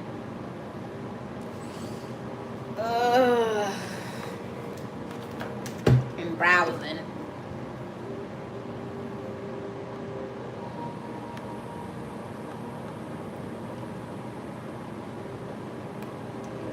Go back. supplements the support from the second paragraph?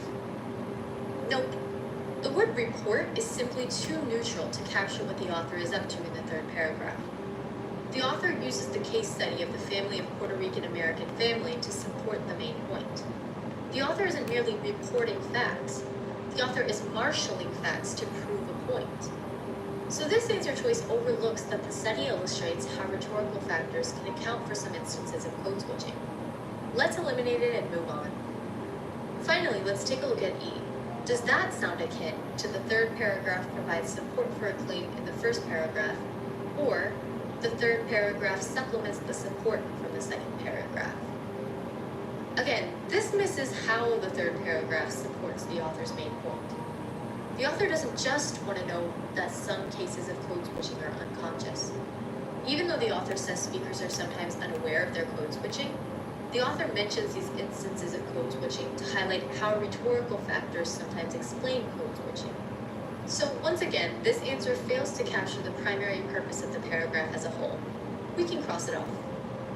Much like the previous question, we can form a solid anticipation to help us assess the answer choices. We can make these kinds of anticipation on almost all argument structure questions, and we'll rely on our notes to form these anticipations. That's one reason why making these notes is such a crucial task in the reading method. Using our notes to form an anticipation on argument structure questions can help us make lightning-quick, accurate decisions about the answer choices. Let's try it again on the next question. We'll move move on to the third question we'll cover in this set, which is technically question number 7 on the original prep test. The phrase primarily in order to tells us we're once again doing an argument structure question.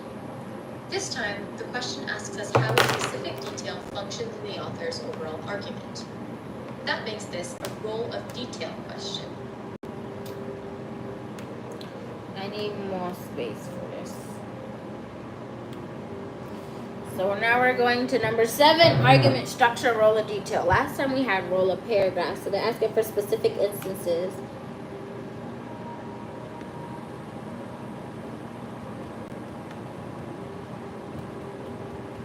I actually don't gotta say nothing to y'all. I can just do my work and y'all can just watch me. Did I ever think of that?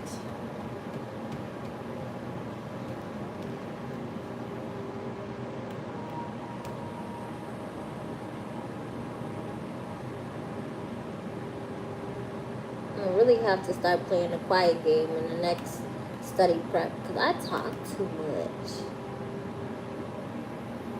And I think the more I get this fuzz and funk out of my head, the more I'll be able to effectively retain information quicker.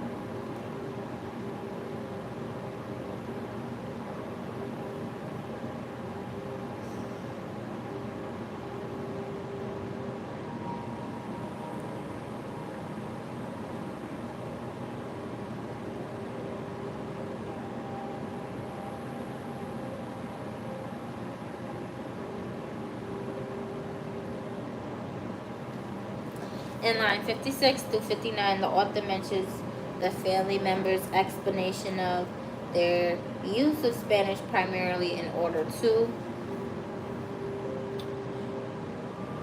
row no structure, row no structure, row no structure.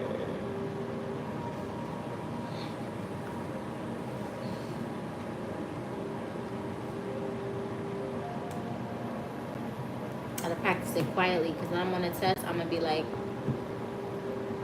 I can't do too much. What's poppin', Big E? We doing some study prep.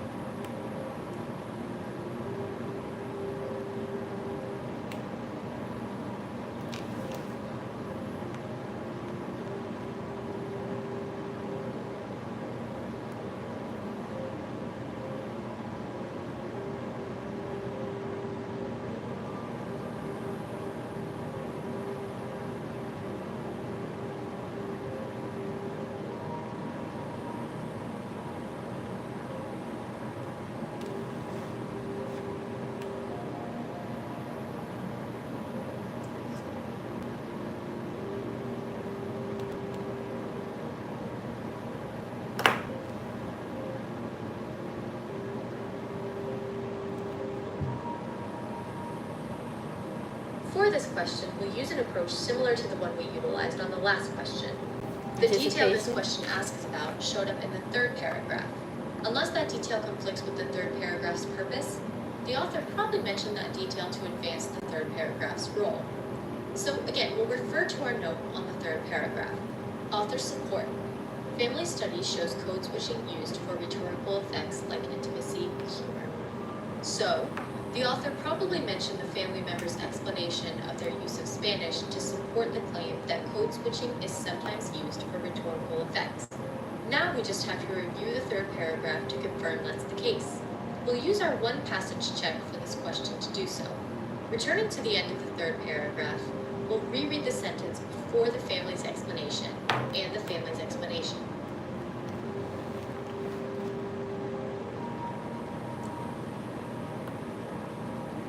Intimacy or humor. So, the author probably mentioned the family member's explanation of their use of Spanish to support the claim that code switching is sometimes used for rhetorical effects. Now we just have to review the third paragraph to confirm that's the case. We'll use our one passage check for this question to do so. Returning to the end of the third paragraph, we'll reread the sentence before the family's explanation and the family's explanation. Take a second to read those two sentences.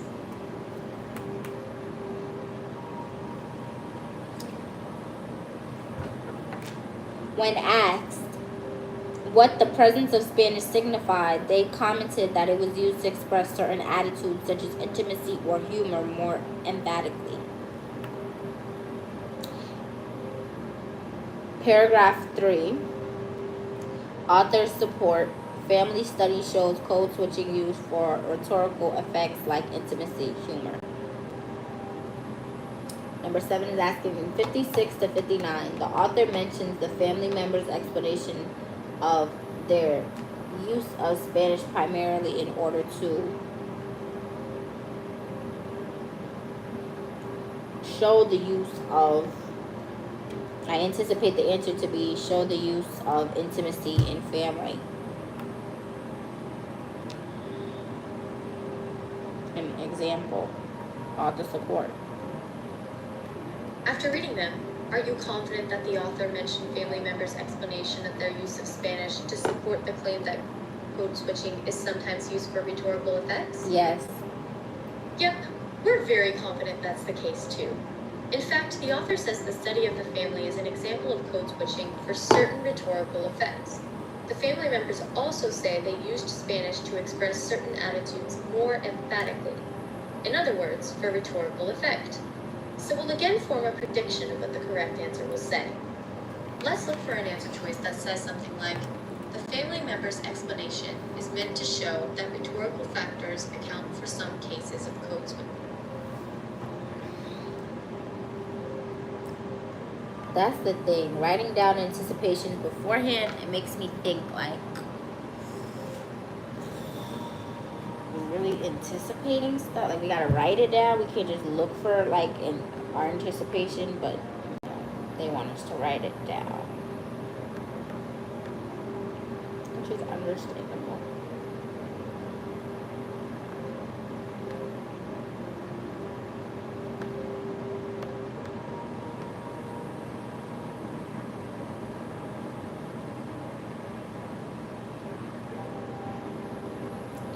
The family member's explanation is meant to show that rhetorical factors influence some case of code switching.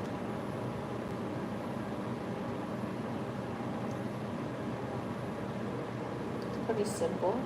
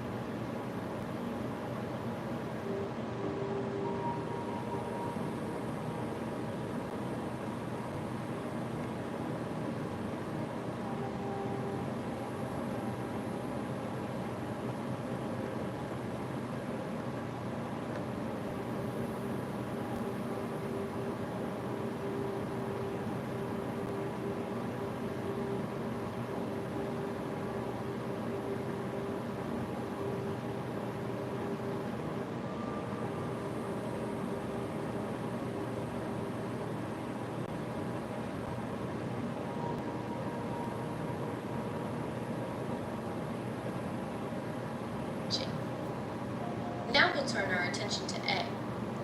Does that sound similar to our anticipation that the family member's explanation is meant to show that rhetorical factors account for some cases of code switching? Yeah, almost verbatim. The author uses the study of the Puerto Rican American family to supply evidence that the family's code switching has a rhetorical factors account for some cases of code switching. Now we'll turn our attention to A. Does that sound similar? Should have paused it. Report evidence.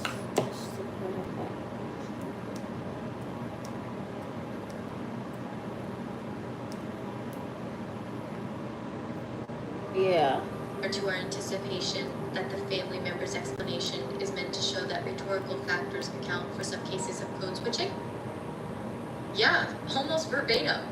The author uses the study of the Puerto Rican American family to supply evidence that the family's code switching has a rhetorical basis. The author uses their explanation to show that they sometimes used Spanish for its rhetorical effects, which shows that rhetorical factors sometimes influence code switching. This answer choice is such a close match to our anticipation that we should probably select it and move on to the next question. Unless selecting an answer choice without reading all the options gives you significant anxiety, there's really no reason to read the remaining. But we'll go over the remaining just to give you an idea of how answer choices go wrong on bold of detail questions. As we'll see in the following answer choices, a few of them mess up when describing details from the third paragraph. B says the author mentions the family member's explanation to show that the reasons people code switch can differ from community to community. But the case study in question featured just a single family of Puerto Rican Americans. So the explanation for their code switching can't highlight how reasons for code switching differ across communities. C says that the family member's explanation provides evidence that conflicts with researchers' conclusions about the family member's use of code switching. But we never learned whether the researchers put forward their own explanation for why this family code switched. Plus, which can differ from community to community.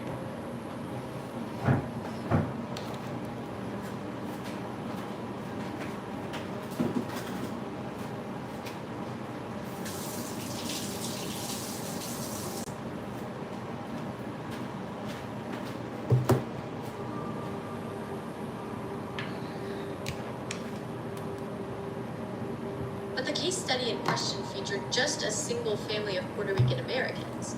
So the explanation for their code switching can't highlight how reasons for code switching differ across communities. C says that the family member's explanation provides evidence that conflicts with researchers' conclusions about the family member's use of code switching. But we never learned whether the researchers put forward their own explanation for why this family code switched. Plus, the family's explanation aligns with the author's. So as far as we know, the family's explanation doesn't conflict with anyone's interpretation of the study. Other incorrect answer choices misdescribe the role of the family member's explanation. Let's look at D, which says the family member's explanation refutes the argument that situational factors explain most code switching. No. The author doesn't use the family members to refute any claims about situational factors. Hey Siri, After all, the author refute definition.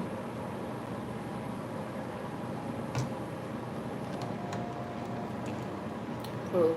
can explain other instances of code switching. And at any rate, a single case study involving one family can't call into question a conclusion about what explains most code switching. Finally, let's dig into E. That answer choice says that the explanation shows how the family members failed to notice their use of Spanish, but their explanation doesn't do that at all. Never. According It to just the talks author, the about family members it failed to literally notice saying their use that of Spanish because the switch is so subtle, not because the use of Spanish conveys humor or intimacy. right. So looking back at the last two argument structure questions, we can see Wait. how our notes what explains most code switching.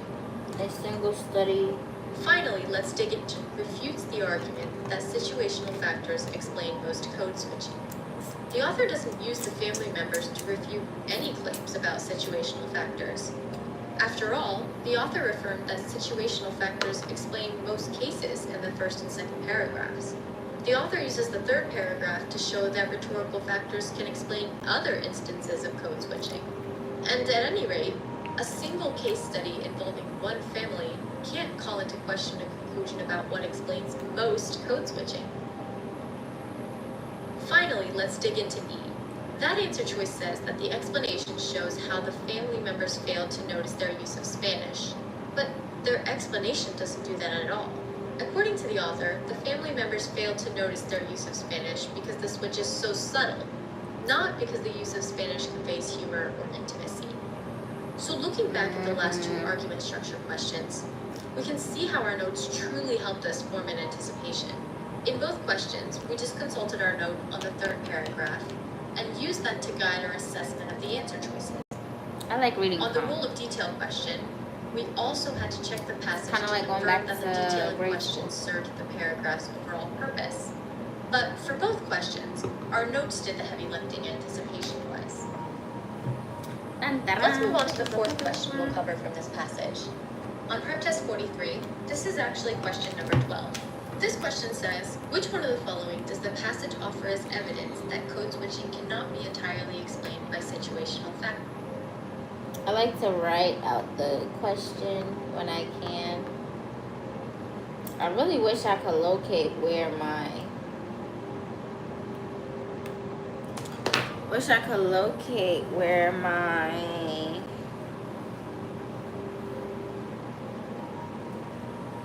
keyboard for my iPad went.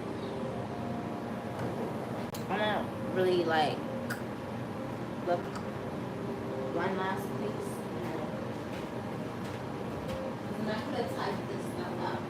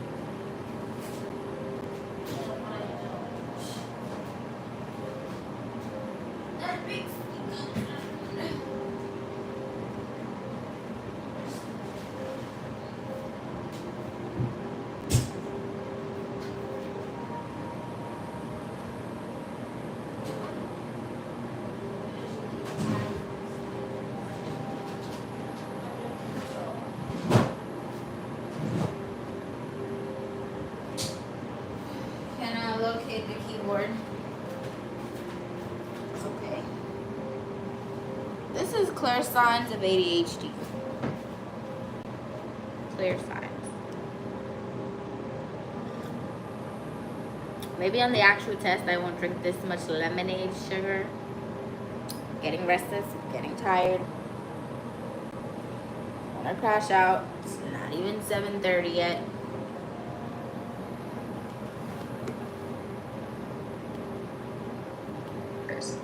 This is asking us about evidence, or a detail the author used to support the main point. That strongly suggests we're in a minor point family of reading comp questions. By asking for a Nail popped off due to restlessness.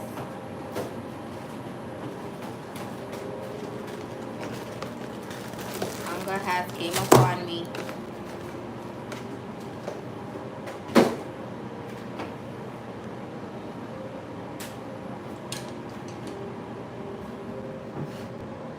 Can't believe this would be my life until April.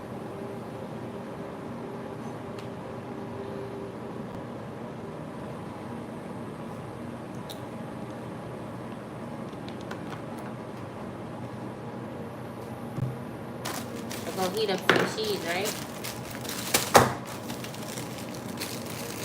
That'll be a pretty good snack.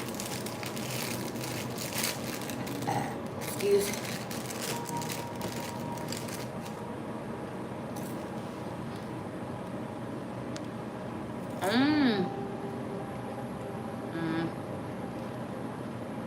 Nothing around. the best. I'm studying for the LSAT too. God bless you. Thank you. God bless you. Oh my gosh, I didn't even read that.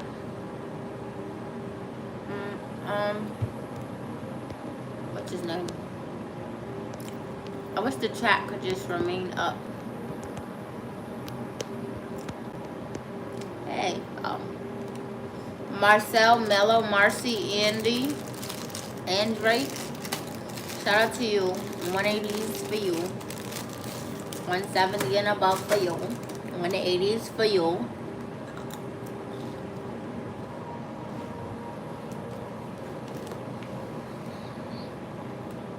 God bless.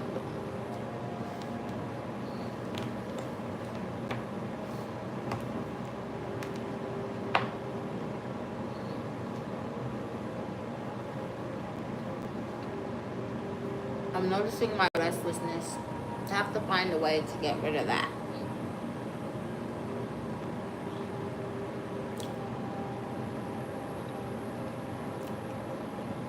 The heavy lifting anticipation-wise. Let's move on to the fourth question we'll cover from this passage. On Prep Test 43, this is actually question number 12.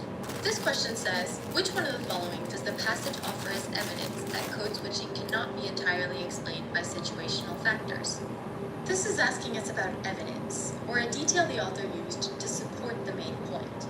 That strongly suggests we're in the minor point family of reading comp questions.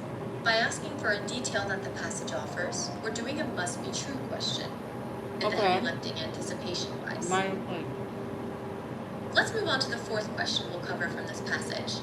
On Prep Test 43, this is actually question number 12. This question says, which one of the following does the passage offer as evidence that code switching cannot be entirely explained by situational factors? This is asking us about evidence, or a detail the author used to support the main point.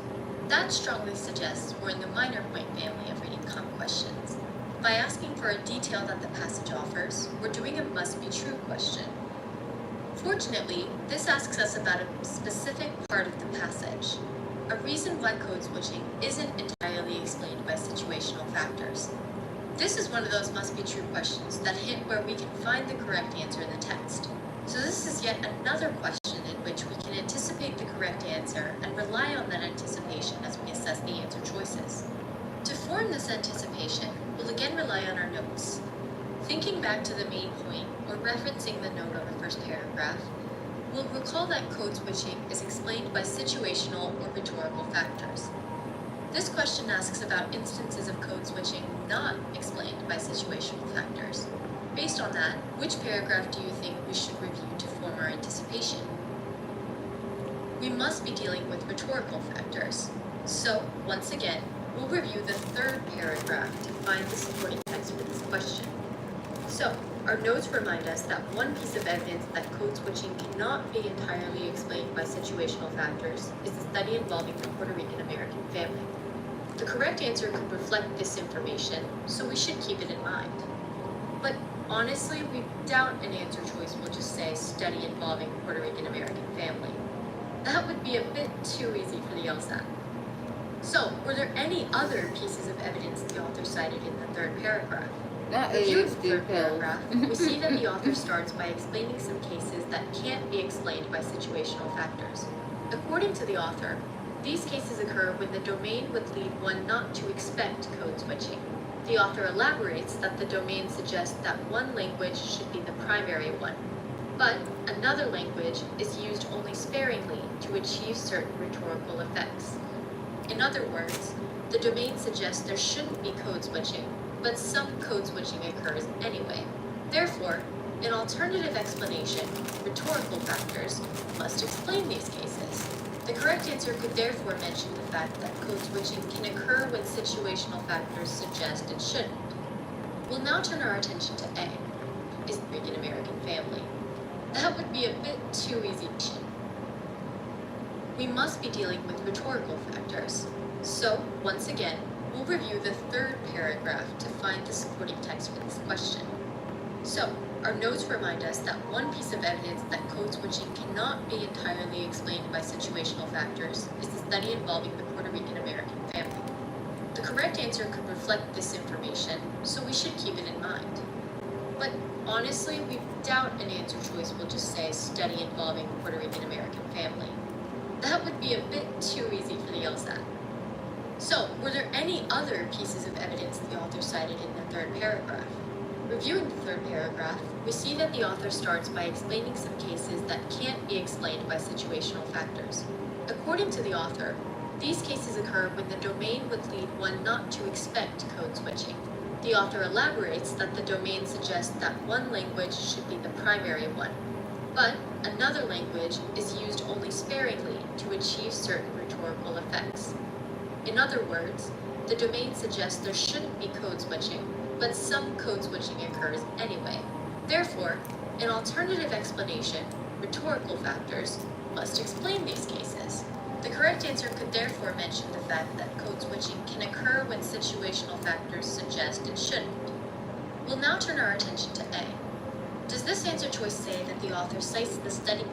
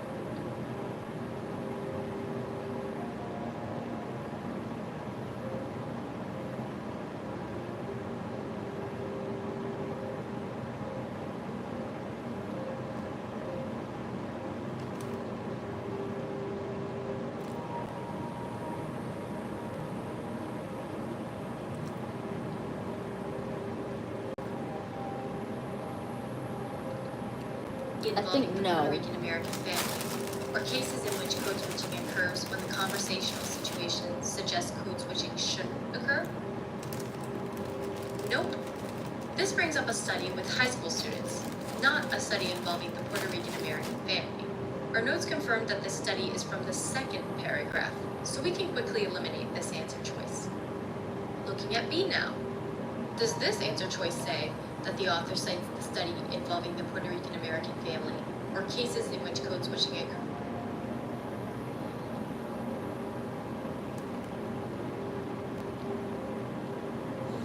It might be B, but I thought it was supposed to be about. Yeah, it's definitely B. When the conversational situation suggests code switching shouldn't happen? Yes, it does. This answer choice reflects the latter point. As we reviewed in the second paragraph, the author cited instances when code switching occurred when the domain would lead one not to expect it. In these cases, the situational factors lead one to expect the speakers to use a single language. And yet, they switch to other languages anyway. These cases require a different explanation from situational factors, so this is the correct answer.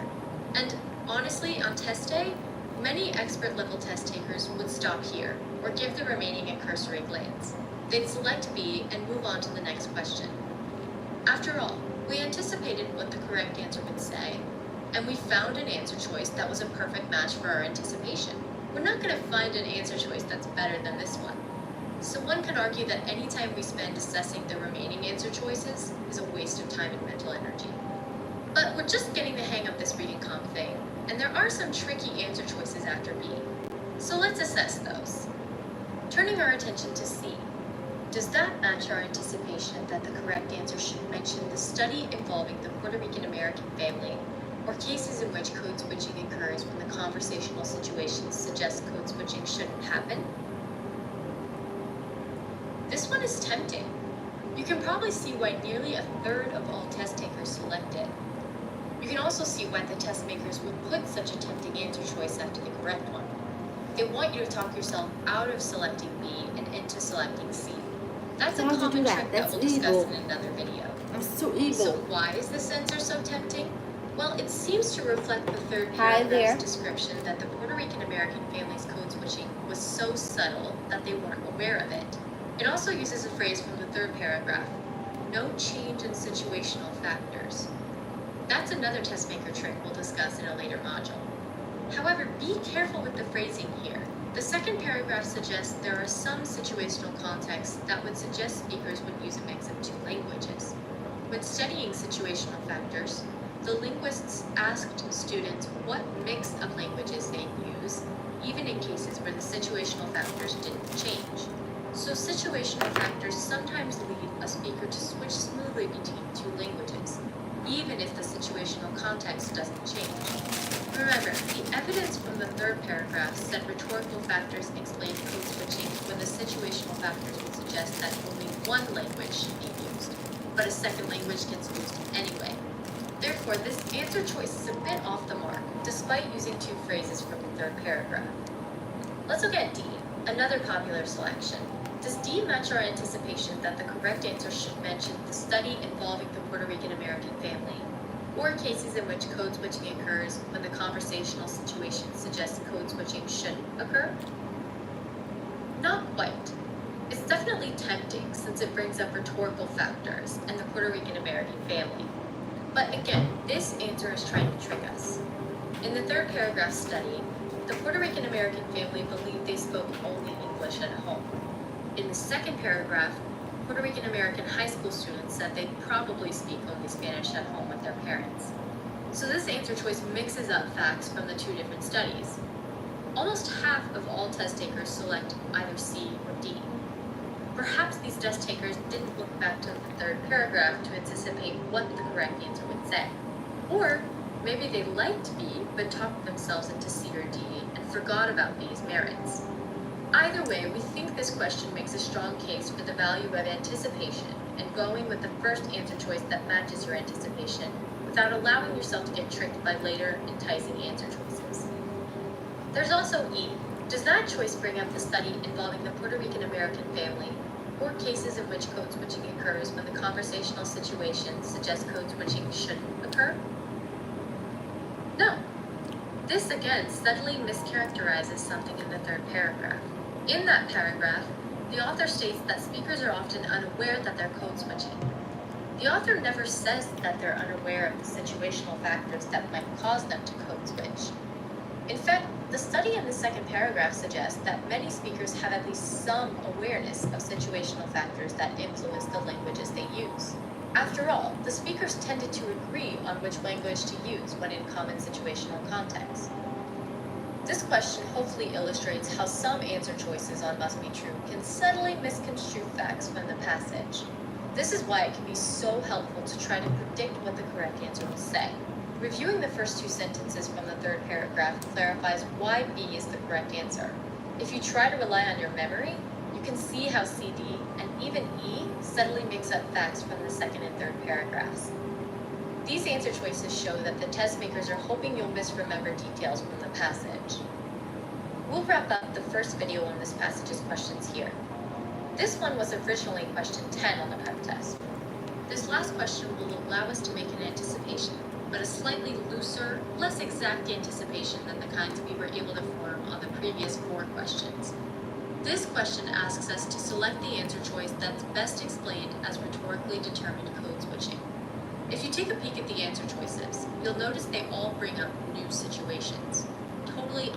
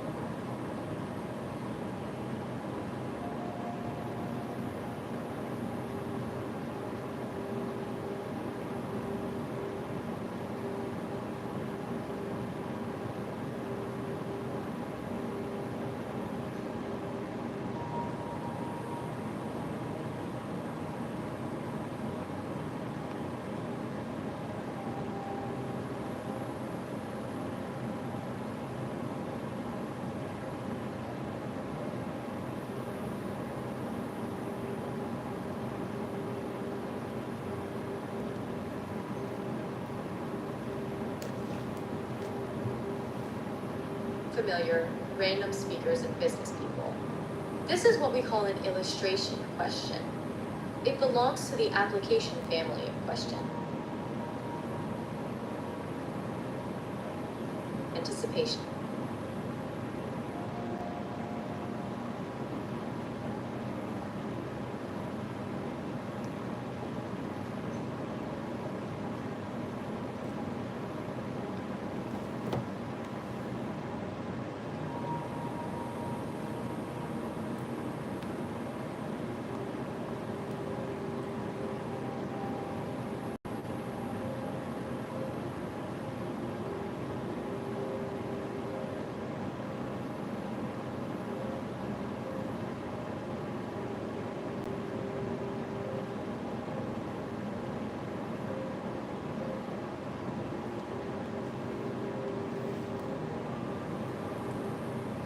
At a slightly looser, less exact anticipation than the kinds we were able to form on the previous 4 questions. This question asks us to select the answer choice that's best explained as rhetorically determined code switching. I'm an artist. I'm good at illustration. So basically they want me to show an example of a rhetorical determined code switching, right? So let me break this down. Happy juice. Oh, this is lemonade. You can't drink on the LSAT. You can't do that. Hi, Ace. You can't drink, so I'm not drinking on the practice one. I wanted to drink after. I wanted wine. I was crying for wine earlier. You don't even understand. So I put lemonade in my stuff and mixed it. I ain't gonna do that no more. I'm getting tired. It's not yet 7:30, but I'm pacing myself at 7. I could have been done at 7:30, but I have to be done at 8:30 because there was a delay in time. Because I had to eat my spaghetti and meatballs and garlic bread. with no Parmesan cheese and no wine. You understand? So I have to push down the time. So I have to make up for that time. I wish this was happy juice, but you know, you gotta do what you gotta do. Gotta act like you actually taking a test.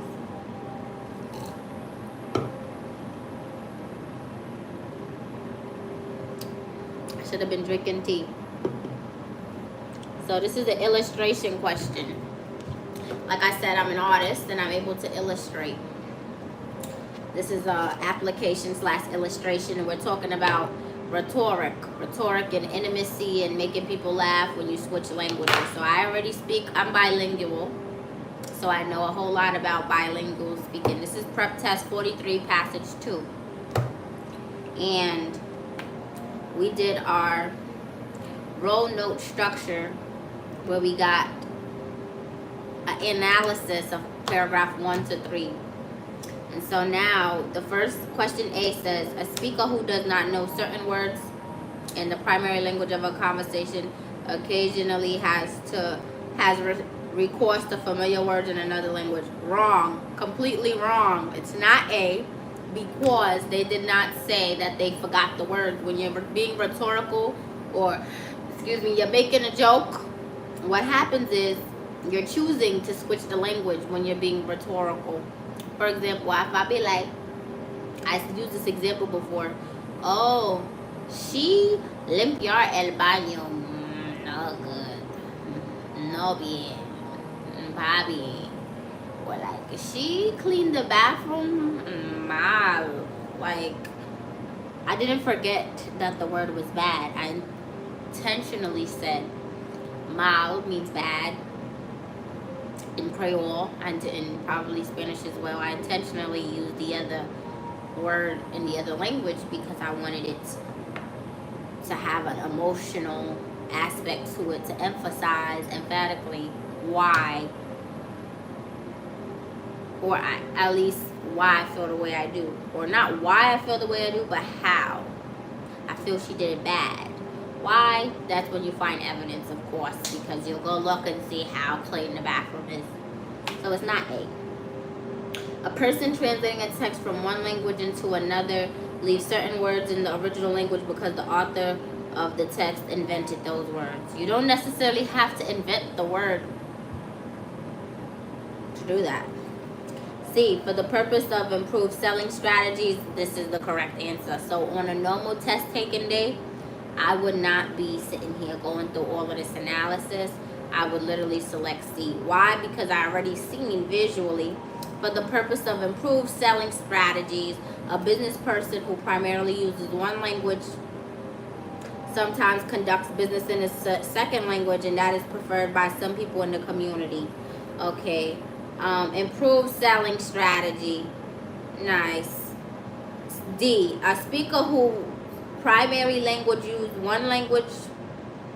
A speaker who primarily uses one language switches to another language because it sounds more expressive. That does sound like an answer. Because it does. A business person, see, they throw me off with the business one because it sounds like they're trying to conduct business and it's preferred by some people in the community. It's not C. It's D. E, a speaker who primarily uses one language occasionally switches to another language in order to maintain fluency in the second language. Absolutely not E. So I guess there's probably percentages on how much people are, getting C and D mixed up. It's probably more than half of the American population who did prep test 43 passage 2. But I'm 100% sure that the answer is D. When you're using rhetoric, you're trying to be expressive. Hence that I said she cleaned the bathroom mal. Or hence that I said she limpió el baño. Terrible. Like, you know what I'm trying to say? Like, mixing up the language.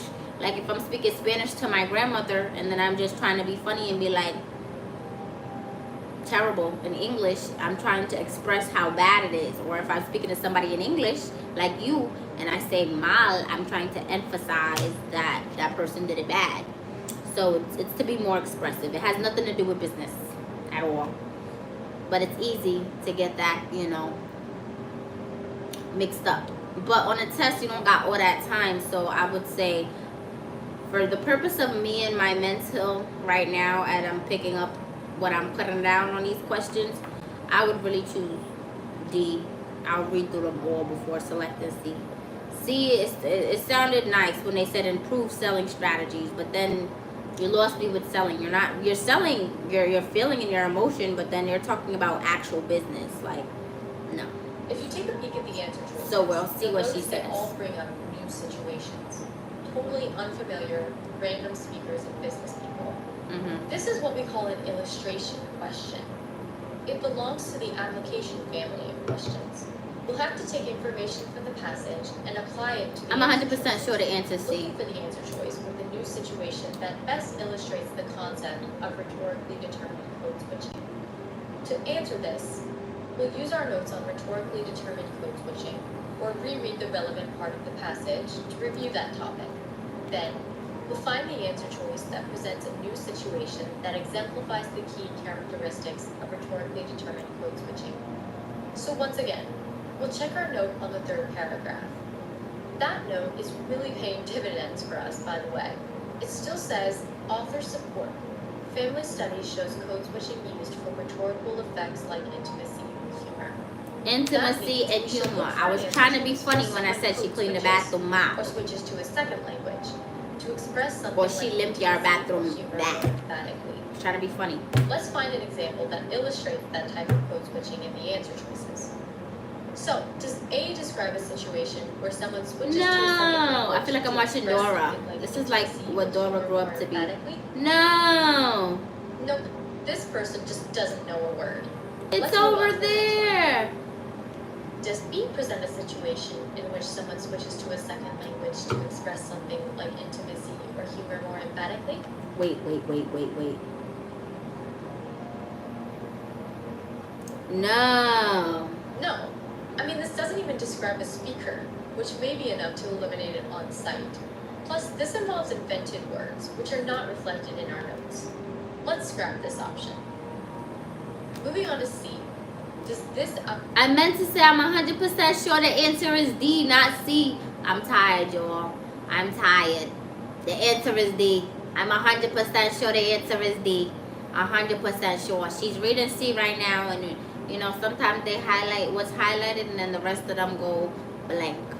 But this right here, the answer is C. It is not, I keep saying it's C. The answer is not C. The answer is D. C is talking about selling businessmen. She's not selling anything. You're not selling anything amongst family. Especially with intimacy and humor. You don't have any intimacy nor humor in business. You're laughing and joking when nothing's funny in business. outline a situation where someone switches to a second language to express something like intimacy or humor more emphatically? No. If you would allow me to code switch into Spanish for just a moment, no. This person switches to another language because their interlocutor prefers the other language. Exactly. This business It's a person preference. isn't trying to be They're not humorous trying to or be funny. caring or anything like that. Let's keep it moving. Looking at D now, does this answer choice depict a situation in which someone switches to a second language to express something like intimacy or humor more emphatically? Yes. What do you love? Yes, it does. This person uses another language because it sounds more expressive. This example See? aligns with the family from the third I was right. paragraph, who use a different language because it communicates intimacy or humor more expressively. And now how many points Because is that, it captures the basket? key You know, somebody was on my characteristics YouTube of live we can justifiably select trying it to and tell move on me to I the was next gonna get a question. 143. But to be completists, let's look at E. Does And E describe a situation where someone switches to a second language to express something like intimacy or humor more emphatically? No. You're No. trying to maintain fluency. Maintaining fluency in a second I really like language doesn't illustration sound like trying questions. to express intimacy or humor I more like emphatically. illustration questions. So we can eliminate E. And that'll wrap up the 5 questions we're covering in this video. If you haven't noticed my characteristics of our anticipation, Let me. I'm so happy I'm not stopping at 7:30 Looking at because I actually really like. Does this answer choice depict a situation Yes, in which I someone really switches like to a this. second language to express something like intimacy or humor more emphatically? Yes, it does. This person uses another language because it sounds more expressive. This example aligns with the family from the third paragraph, who use a different language because it communicates intimacy or humor more expressively. Because D captures the key characteristics of our anticipation, we can justifiably select it and move on to the next question. But, to be completists, let's look at E. Does E describe a situation where someone switches to a second language to express something like intimacy or humor more emphatically? No. Maintaining fluency in a second language doesn't sound like trying to express intimacy or humor more emphatically, so we can eliminate E. And that'll wrap up the 5 questions we're covering in this video. If you haven't noticed by now, we grouped these questions together because they're all very anticipatable.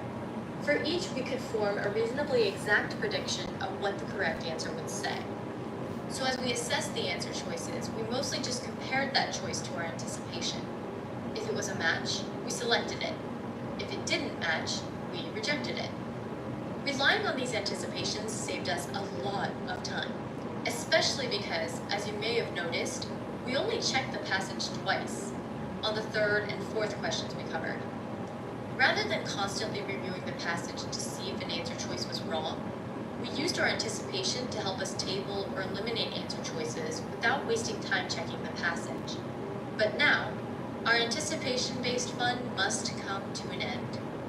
In the next video, we'll cover 3 questions from this passage in which the correct answer is slightly less predictable. But don't fear, we'll also have a strategy for those. See you in the next video.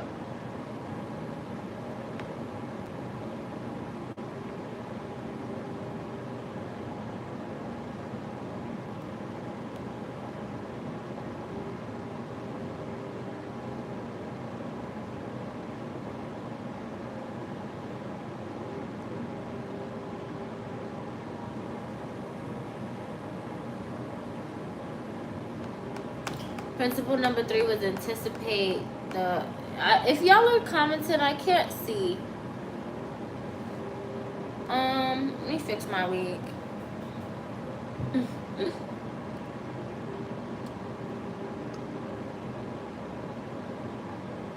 Why? Why? I got through that. I did. I'm gonna have a quiet session. So even when y'all comment, even when y'all join, I won't be interacting with you all. On Sunday, we're gonna have a quiet 3-hour session.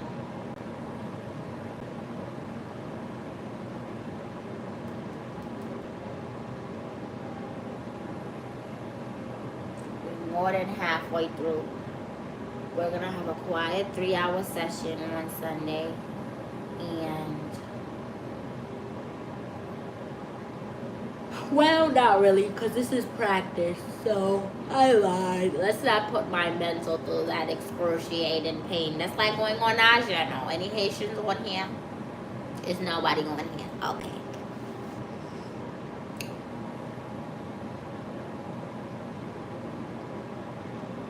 Basically, principle 3 is anticipate the correct answer.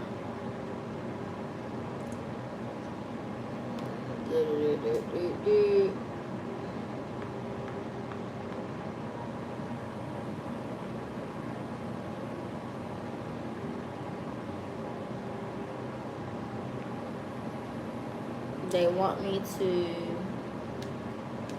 anticipate the correct answer whenever possible. And anticipating those things is coming to an end.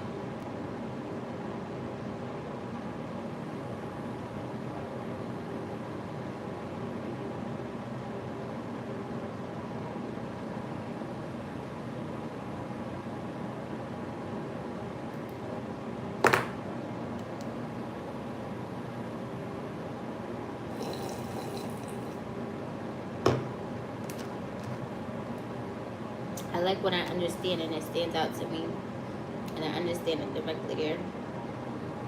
So So I got 21 minutes, and then I got homework passages with 28 questions that need to be done for tomorrow, which will help me get into timing for reading comp, and then I can jump back into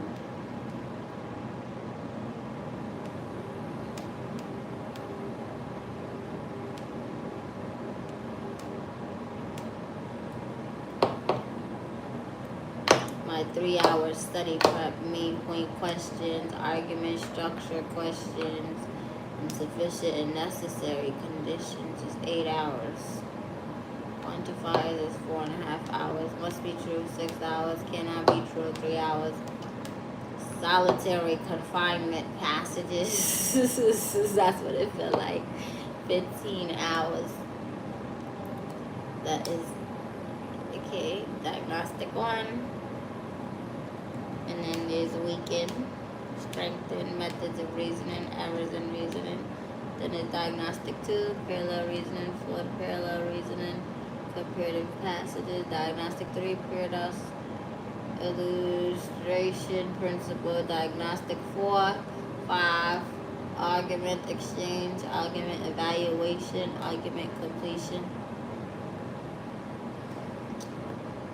And then there's, this is logical reasoning. Writing section, diagnostic 6, and a personal statement.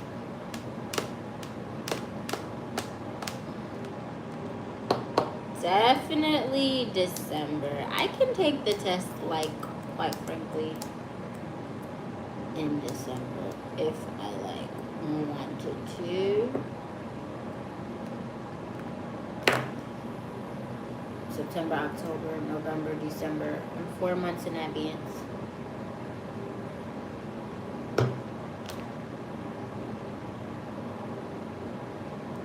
Like, I really don't have to, quite frankly, do 3 hours every day till April. I can do 3 hours every day to, you know,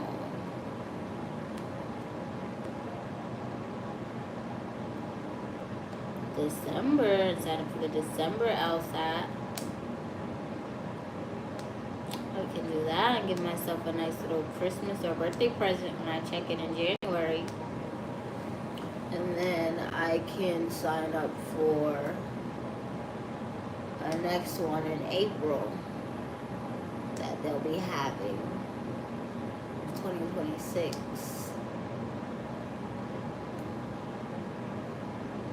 I'll make a bad, right? If I don't get into 175s. But I think I'm gonna get in the 175s, likely. Very high probability of me doing so. But by April, of course, I'm gonna get in the 180s. Like, that's a no-brainer.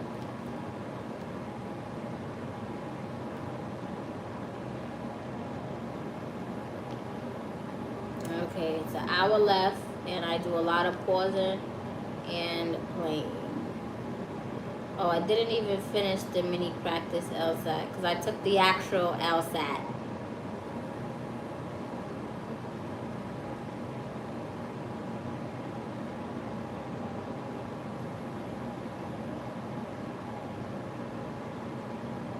Now retake this mini practice LSAT.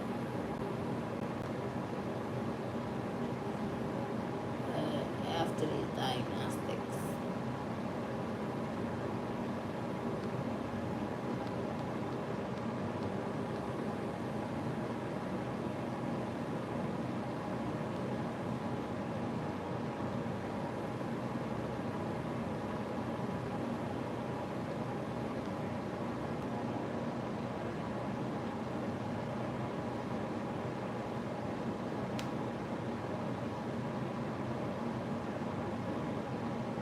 Welcome back to the final video lesson of the Intro to Reading Comp module.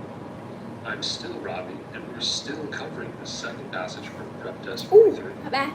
In this video, we'll cover 3 questions that do not allow the specific anticipations we could form in the previous lesson video. So, we'll use these questions as an opportunity to practice strategies that will help us answer these questions correctly while still following the all-important principle number 2. Also need to sit better on a chair.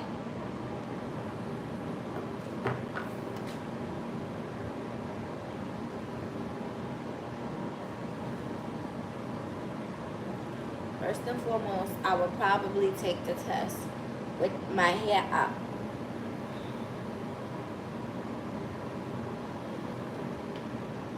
Just so they know I'm about to be cooking. Just so they know I mean business. I'm be taking the test with my hair up. Number 1. I'm gonna have to do some Pilates in the morning. Number 2. And I'm gonna need to be wearing comfortable clothing and some iced water.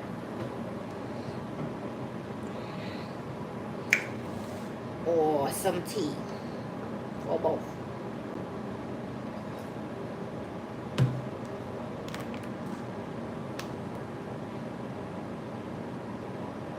Let's dig in. So, let's now turn our attention to the 6th module. I'm still Robbie, and we're still covering the second passage from Prep Test 43. In this video, we'll cover 3 questions that do not allow the specific anticipations we could form in the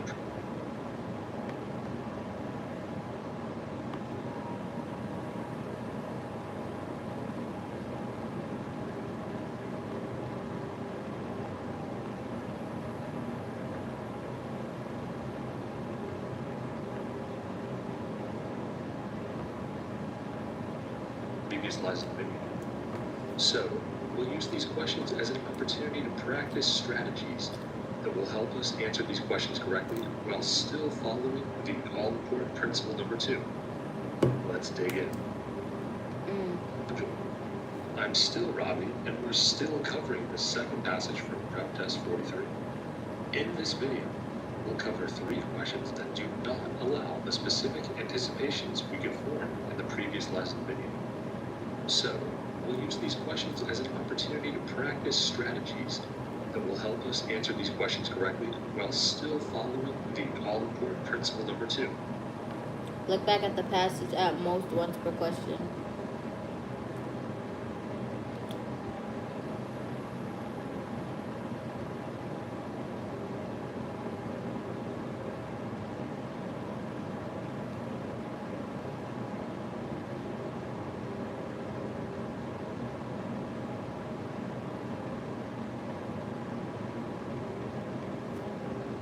Let's dig in.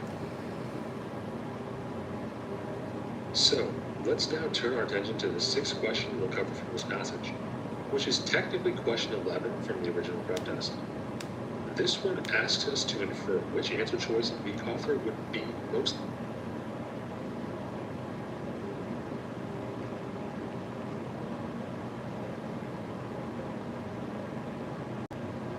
I'm going to write the principle in another color.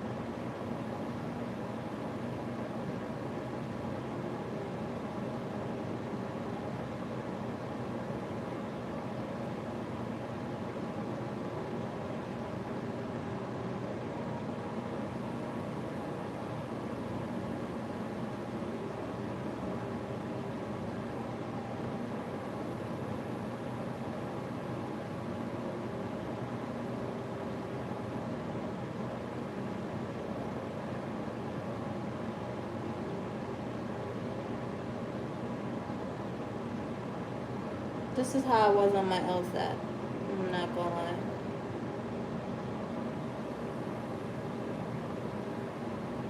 Guess this is how the stamina is built. No more pink juice.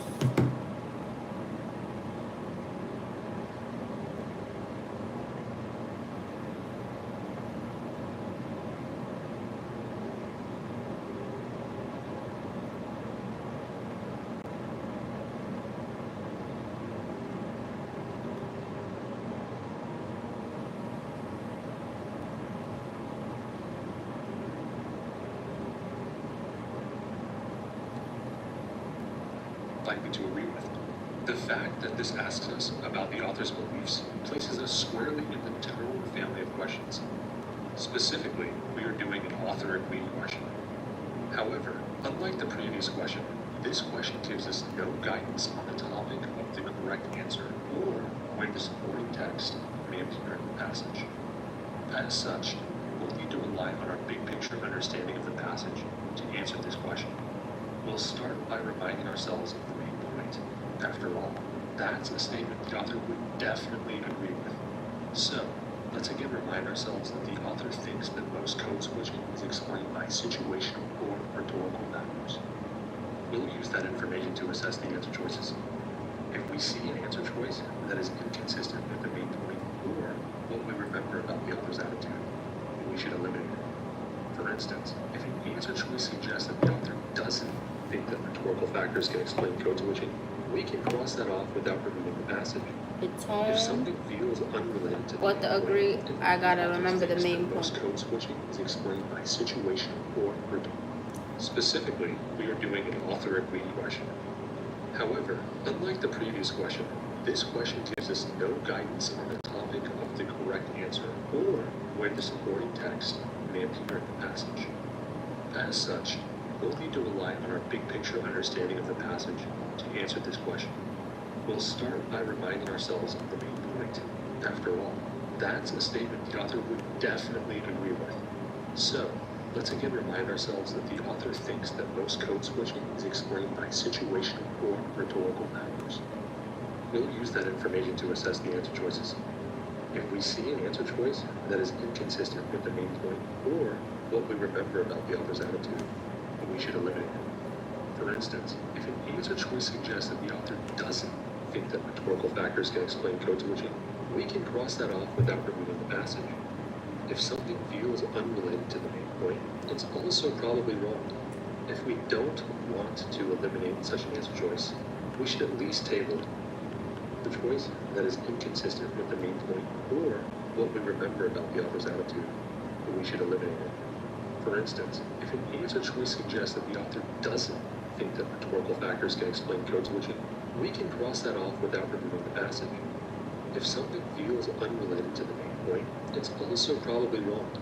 If we don't want to eliminate such an answer choice, we should at least table it.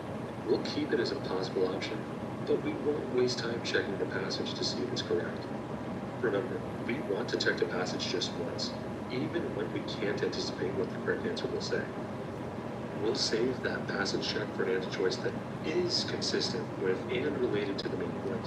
When we encounter such an answer choice, we'll use our notes to review the passage to verify that it's correct. So, let's look at A. Does this feel consistent with the author's main point? The author's main point is subtle, situational or rhetorical factors explain most cases of code switching.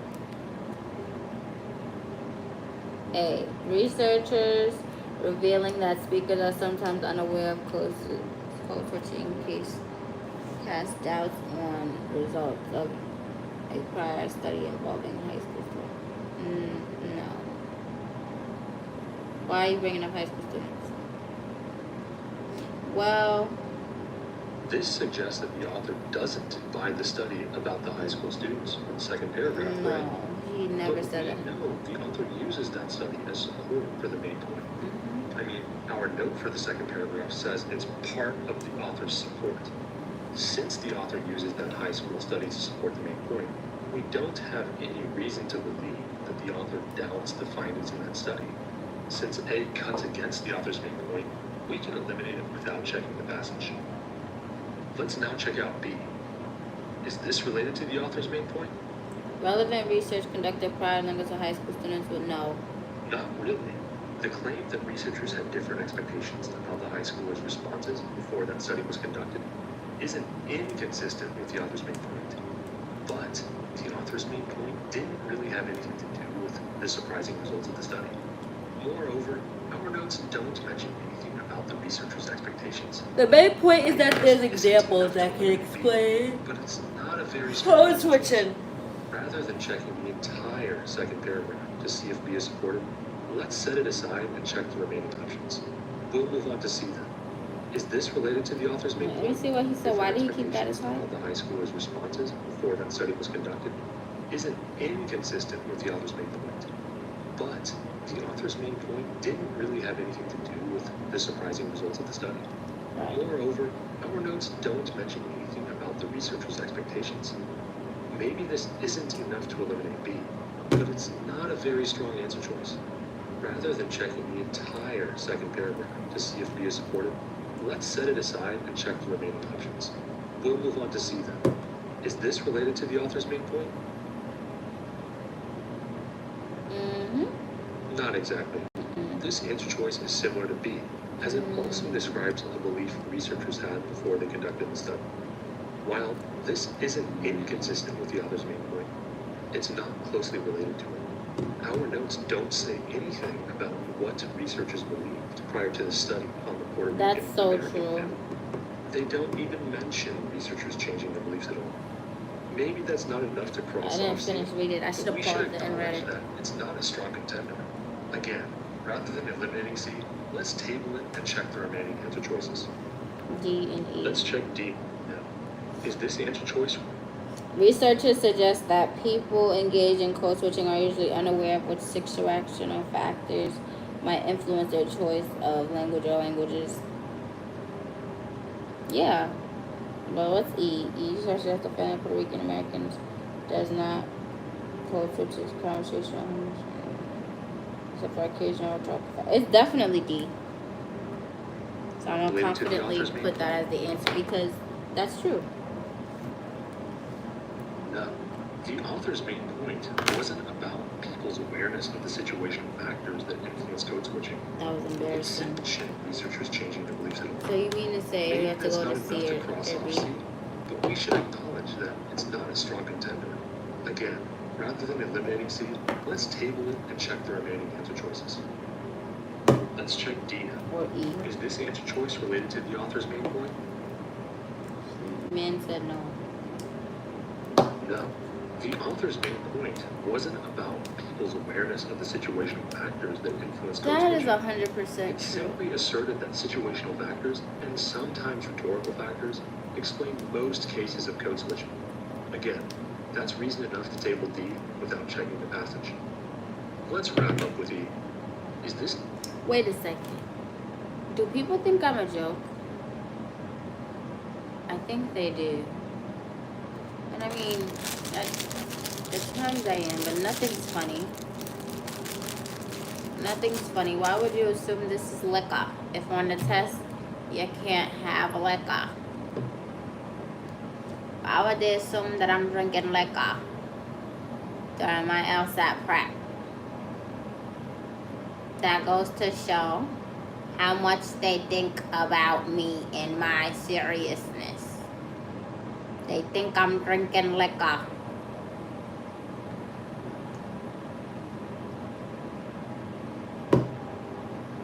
Because I made a few jokes about liquor. But they got no evidence I was drinking liquor. I would never drink liquor during a test. answer choice related to the author's main point? That's my main point. Well, yeah. Part of the author's main point is that rhetorical factors explain some cases of code switching. This answer choice presents a situation in which rhetorical factors influence the Puerto Rican American family scope. Oh, what does the author agree with?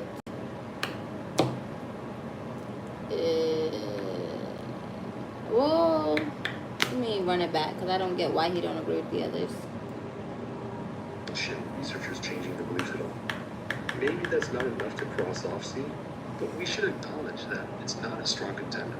Again, rather than eliminating C, let's table it and check the remaining answer choices. Let's check D now. Is this answer choice related to the author's main point? No. The author's main point wasn't about people's awareness of the situational factors that influence code switching. It simply asserted that situational factors, and sometimes rhetorical factors, explain most cases of code switching. Again, that's reason enough to table D without checking the passage.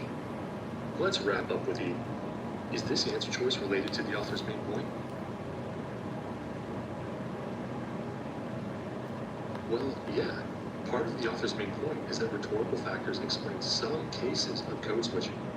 This answer choice presents a situation in which rhetorical factors influence the Puerto Rican American family's code switching. Because this is consistent with and related to the author's main point, we can finally check the passage to verify that the author would agree with his statement. So let's look back at the third paragraph. Upon review, can we confirm that the Puerto Rican, Research suggests that the family of Puerto Rican Americans does not use. What kind of English is that?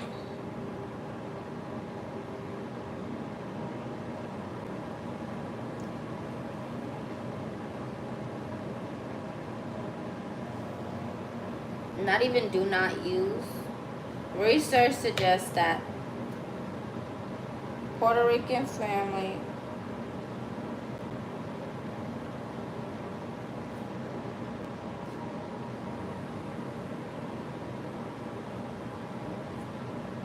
Research suggests that Puerto Rican families do not use code switching.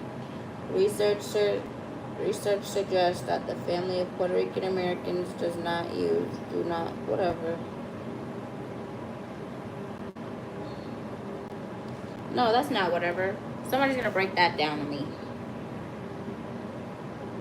It can be inferred from the passage that the author would most likely agree with which one of these following statements.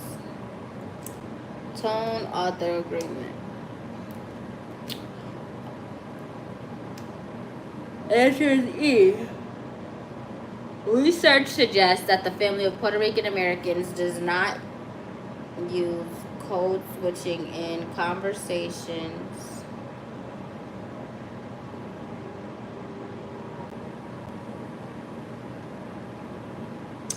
held at home except occasional rhetoric effect.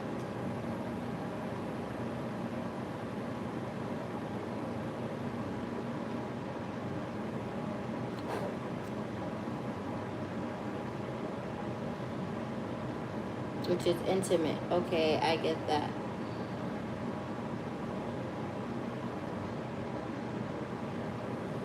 And that's the reason the author would agree with it, is because the main point is that situational rhetorical factors explain most cases of code switching. So I'm picking a agreement or tone. I really feel like, well, it is. Yeah. Part of the author's main point is that rhetorical factors explain some cases of code switching. This answer choice presents a situation in which rhetorical factors influence the Puerto Rican American family's code switching.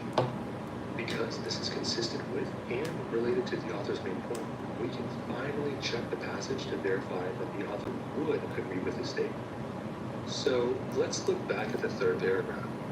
Upon review, can we confirm that the Puerto Rican American family only code switched at home for occasional rhetorical effect? Yes. Yeah. In the third paragraph, the author says that the Puerto Rican family believed they only used English at home. But their conversations occasionally contained some Spanish, even though the situational factors hadn't changed. This family then cited rhetorical factors, like expressing attitudes like intimacy or humor, as a reason for their occasional use of Spanish. Therefore, we can infer that the author would agree with his answer choice. Give me another We can question select so I it can and move on to the next strengthen question. myself. So, that's our first open-ended question in which we could perform an anticipation. How did it feel? Maybe a little bit harder? That's why we like principle number 3. Anticipate the correct answer whenever possible. But when we can't anticipate the correct answer, we'll have to resist the temptation to review the passage to confirm those answer choices are wrong. If we tried that for A through D, we'd still be talking about, like, answer choice C. That's way too time consuming.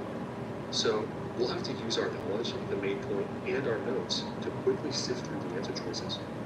And remember, we don't have to eliminate all 4 incorrect answer choices to select the correct one. If something isn't related to the main point or represented in our notes, we can at the very least table it and check the remaining choices. With that in mind, let's try another question that doesn't lend itself to a strong anticipation. Let's do our 7th question of this app, which is technically question 8 in the original order. This one asks us to identify the question in the answer choices that is not a question linguistics sought answers to in the code switching study involving high school students.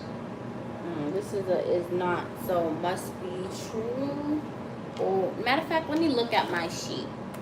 I'll go to my thing, and I'm gonna look at what I have written here, which is, excuse me.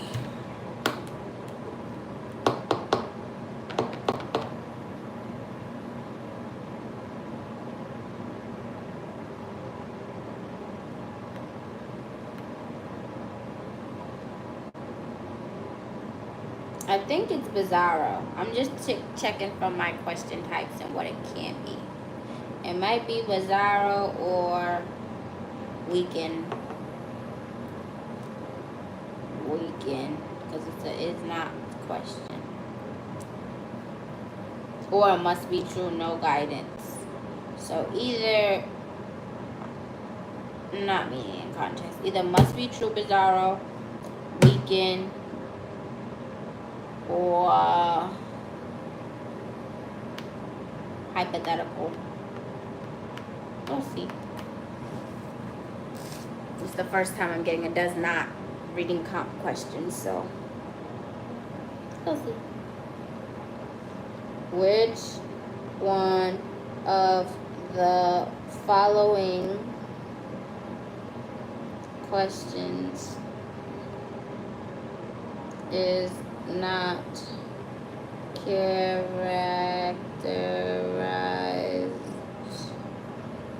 by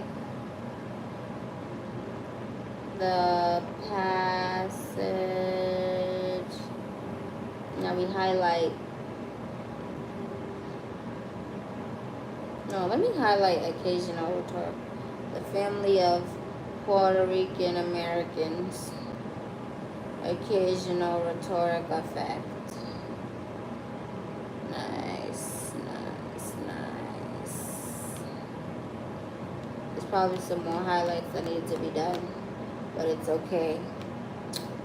So now, Study involving high school students. This is in the passage, this is one is not characterized by the passage.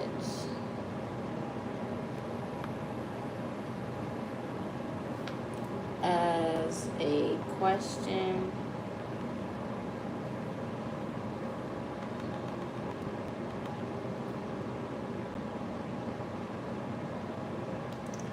to which linguists sought answers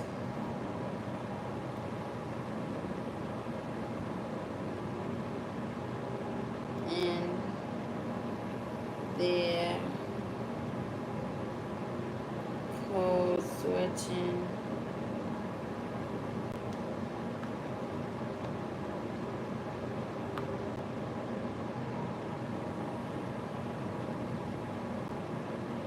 studies.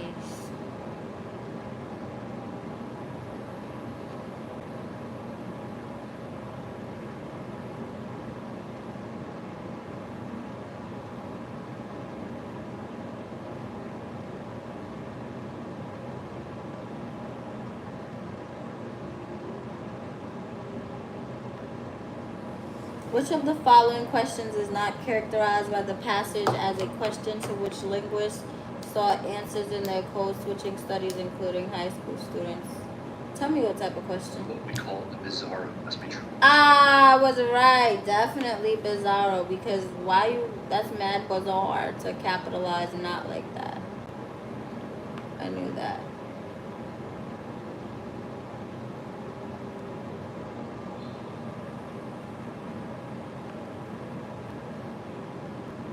I knew it. And this is a minor point.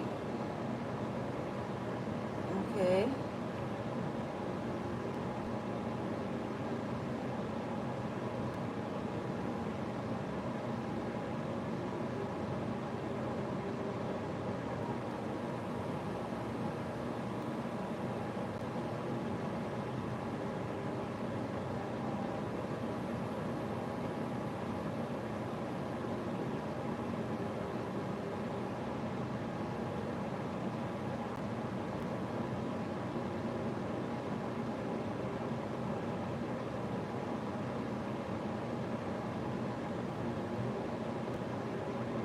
The 4 incorrect answers must be true, but the correct answer is not necessarily true.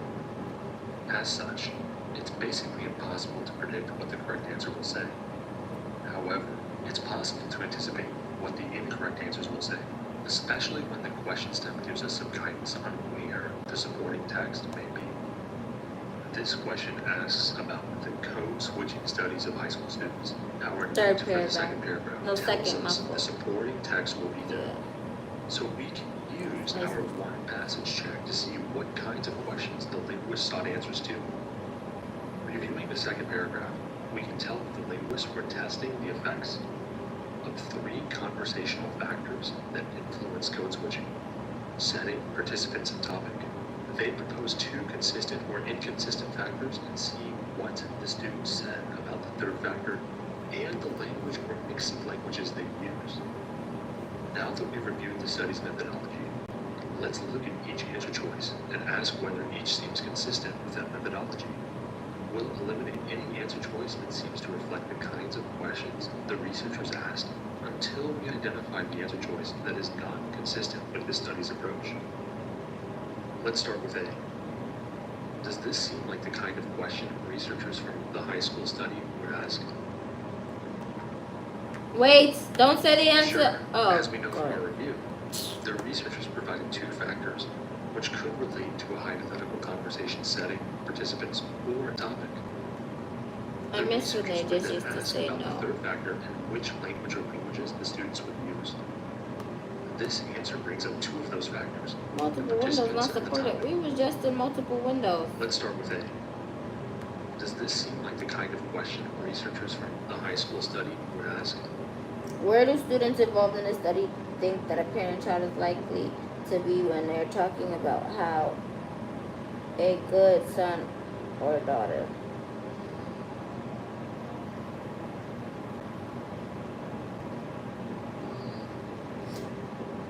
Does not. Which of the following does not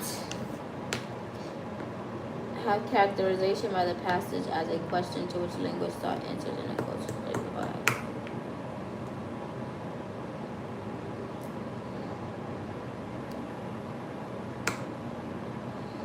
Sure. As we know from our review, the researchers provided 2 factors which could relate to a hypothetical conversation setting, participants, or a topic. The researchers would then ask about the third factor and which language or languages the students would use. This answer brings up 2 of those factors, the participants and the topic, and asks about the third, the setting. This aligns with the methodology as described in the passage. Therefore, we can eliminate this answer choice. Methodology what? And asks about the third, the setting. This aligns with the methodology as described in the passage. Therefore, we can eliminate this answer choice. Moving on to B. Is this consistent with the questions? This is too bright. There's too much light going on in here.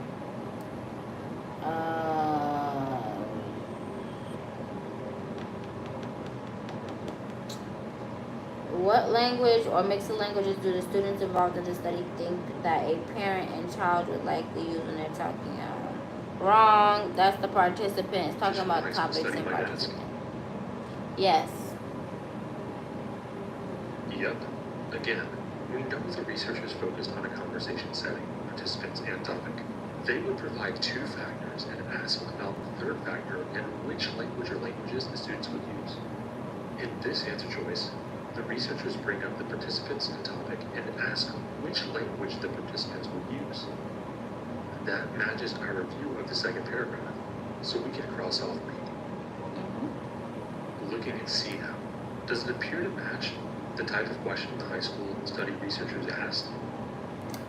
When language or a mix of languages,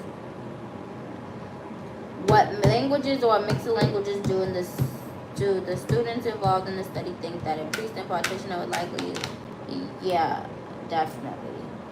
It doesn't go in the not section. Again, yes. Here, the researchers bring up a conversation's participants and setting and ask about the language or languages that the participants would use. That matches the study's approach, so we can eliminate C with confidence. Turning to D, does this seem like the kind of question posed by the researchers in the second paragraph study? What topic do the students involved in the study think that a parent and child would be most likely to discuss when they're speaking Spanish?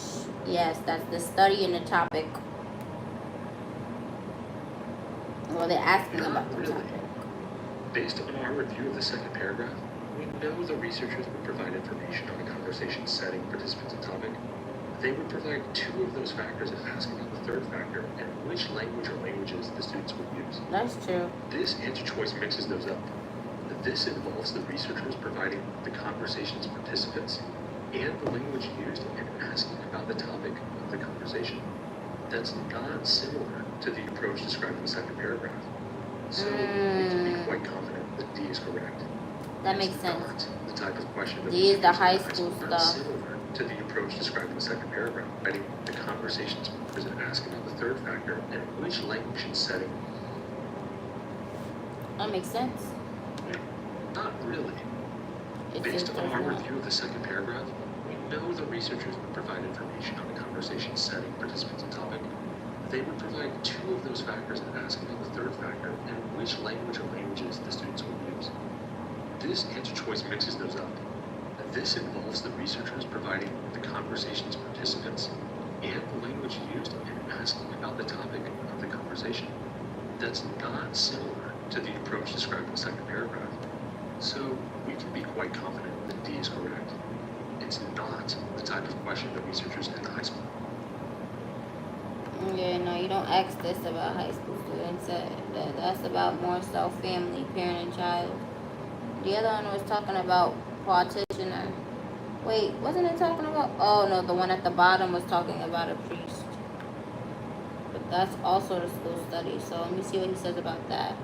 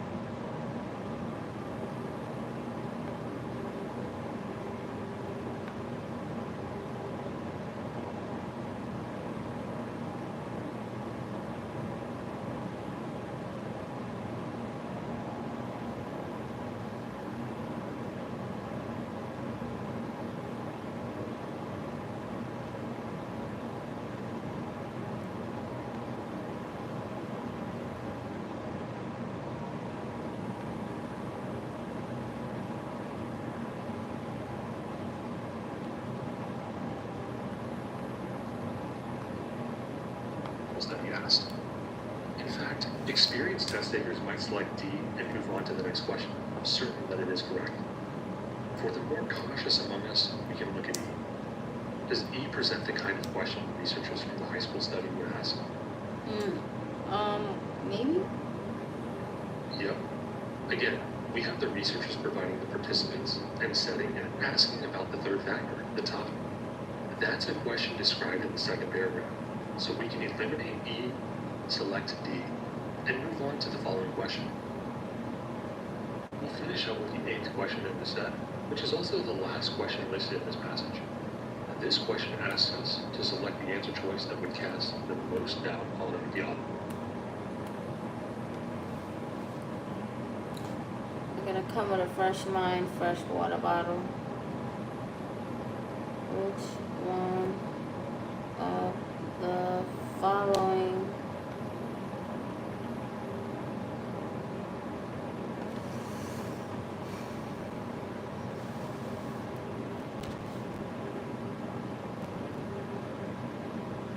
if true?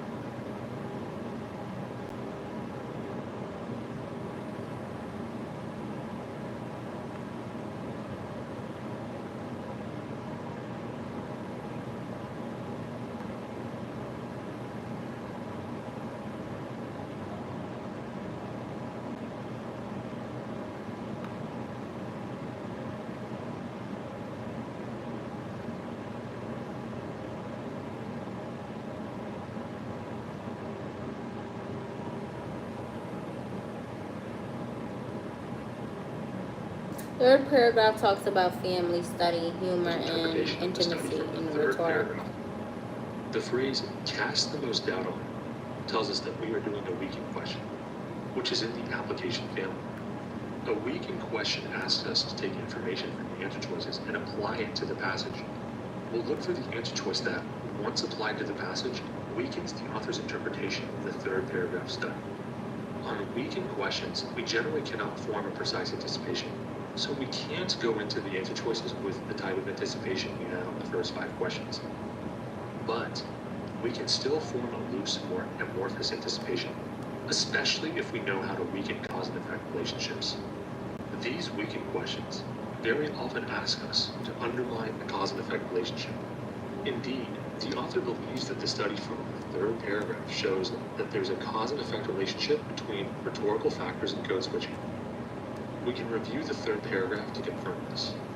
Upon review, we'll see that the author argues that rhetorical factors, like expressing intimacy or humor more emphatically, cause a family to pepper their English conversations with the occasional Spanish word or phrase.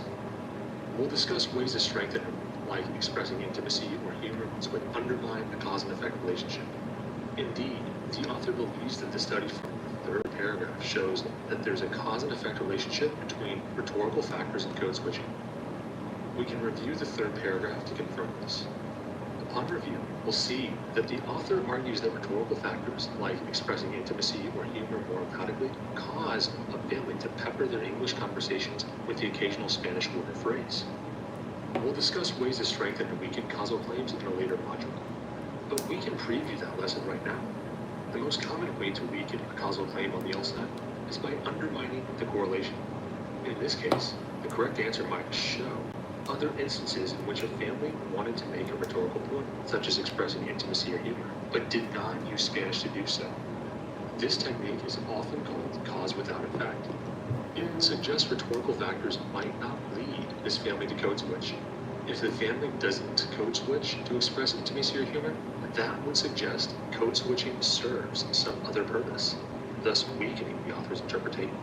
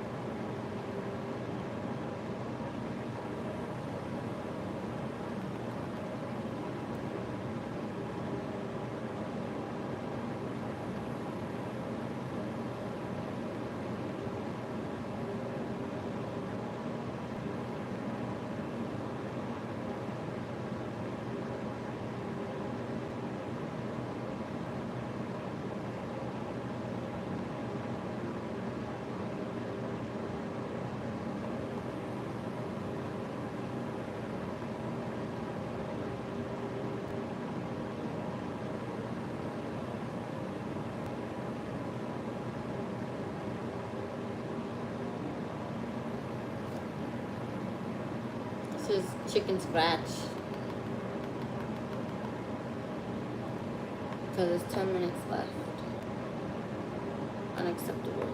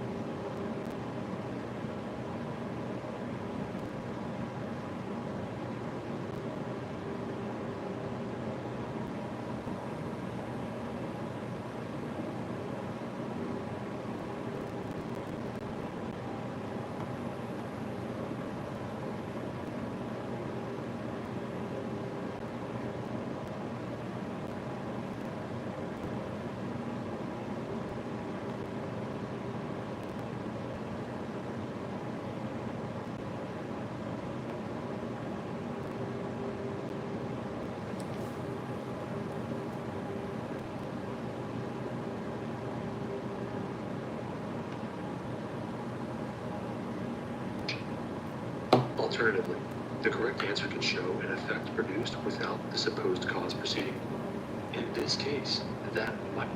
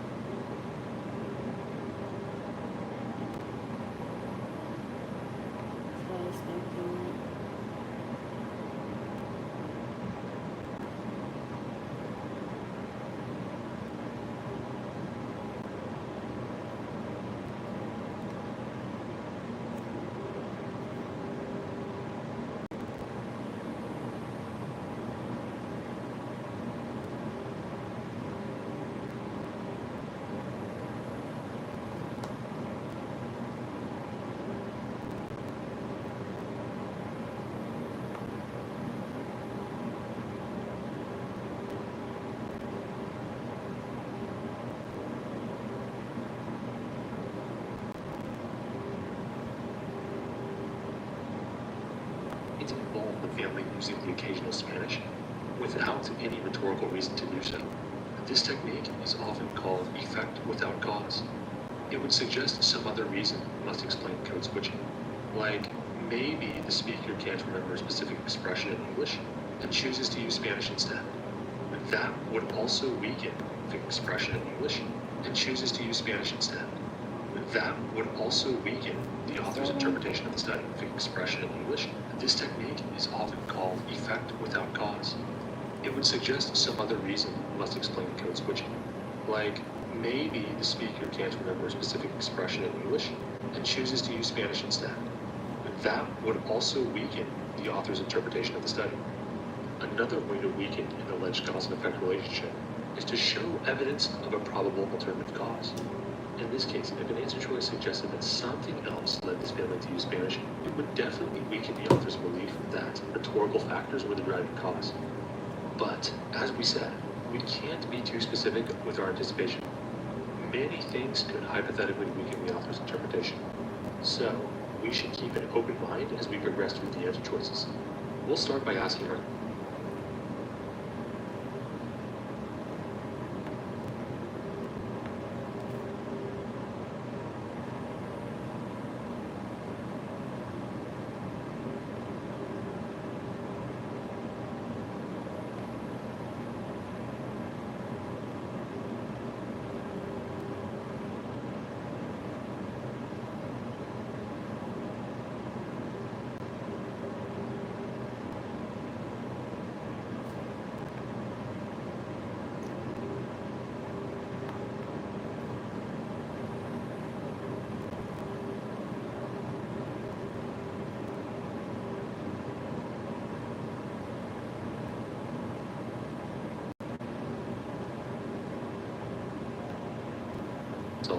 does this make the author's belief that rhetorical factors led this family to code switch less convincing?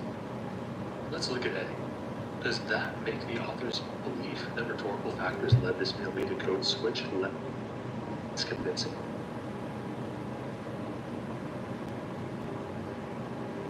No. Well, yeah. This looks like evidence of a probable alternative cause. Apparently. In the previous 12 months, Dolly involving the same family in their home. But situational factors change significantly? Across a year of observing this family, the only time they used Spanish was if situational factors changed. This means the correlation between entirely in English. Apparently, Oh gosh. Factors led this family to code switch less convincing. Because I'm tired. Let's look at A. Does that make the author's belief that rhetorical factors led... And this is new material, so I have to be very gentle with myself. And the simple fact that I've been talking to you all and y'all fatigue me. Then the test fatigue me. I'm gonna save my wavings to y'all. Thank you for joining. Next time, it will not be interactive. I am no teacher, I'm just a student. Excuse me. It's 8:30, but I have to finish this video. This family to code switch less convincing? Apparently it's right. Well, yeah. This looks like evidence of a probable alternative cause. Well, don't answer this to Across a year of Constantly. observing this family, the only time they used Spanish was if situational factors changed. This means the correlation between change in situational factors and code switching is much stronger than the correlation between rhetorical factors and code switching. If there's a one-to-one correlation between situational factors changing the use of Spanish, that makes it look way more likely that situational. Bro, what the frick are you talking In this about? case, if an answer choice suggested that something else led this family to use Spanish, it would definitely weaken the author's belief that rhetorical factors were the driving cause. So we talk about But, English, as we so said, we can't be cast too doubt. specific with our anticipation. Many Okay, things find can something hypothetically new, weaken the author's changes it. interpretation. So, we should keep an open mind as we progress through the answer choices. We'll start by asking ourselves, does this make the author's belief that rhetorical factors led this family to code switch less convincing? Let's look at A. Does that make the author's belief that rhetorical factors led this family to code switch less convincing? Yeah. Well, yeah.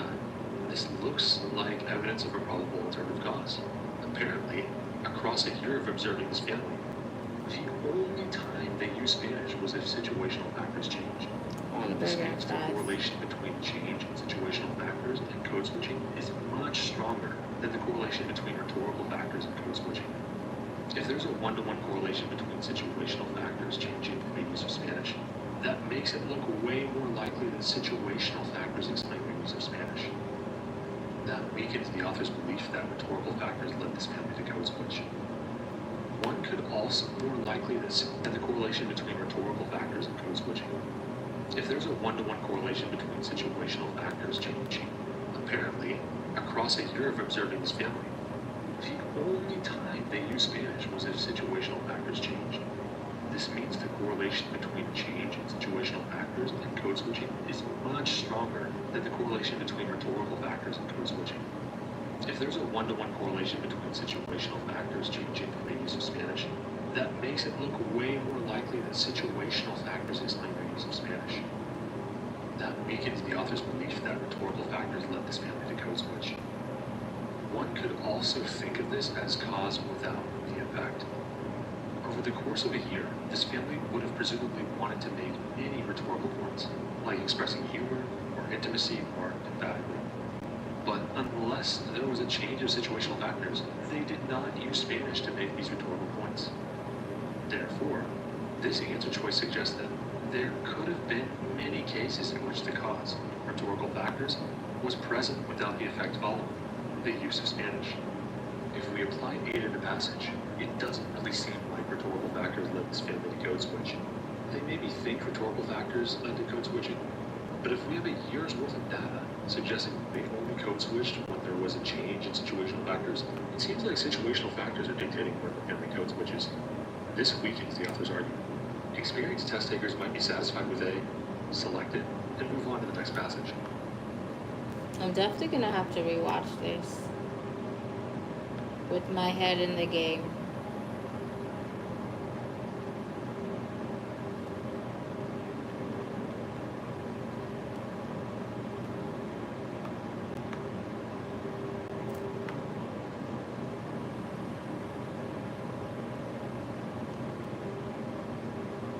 Doing the LSAT is like putting your own wig, learning how to put your own wig on.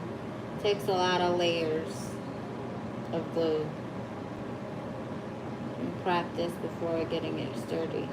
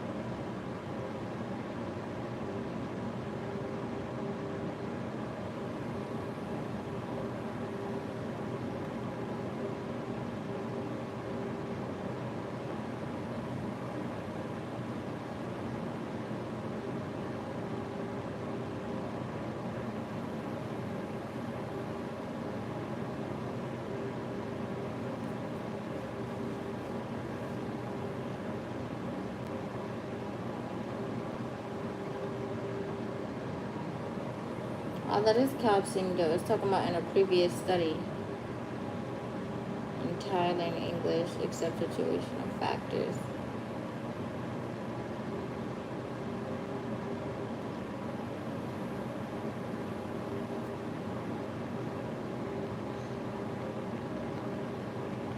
Situational factors. That's another probable, presents evidence of a probable alternative cause.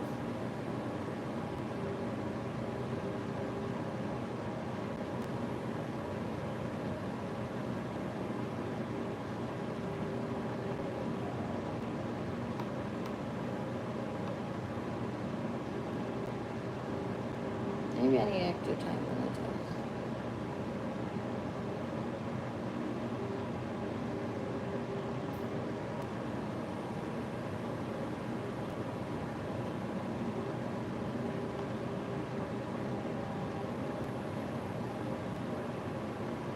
But we're not too experienced yet. Let's take a look at the remaining answer choices. Turning to B, does this make the author's belief that rhetorical factors led this family to code switch less convincing? Not really.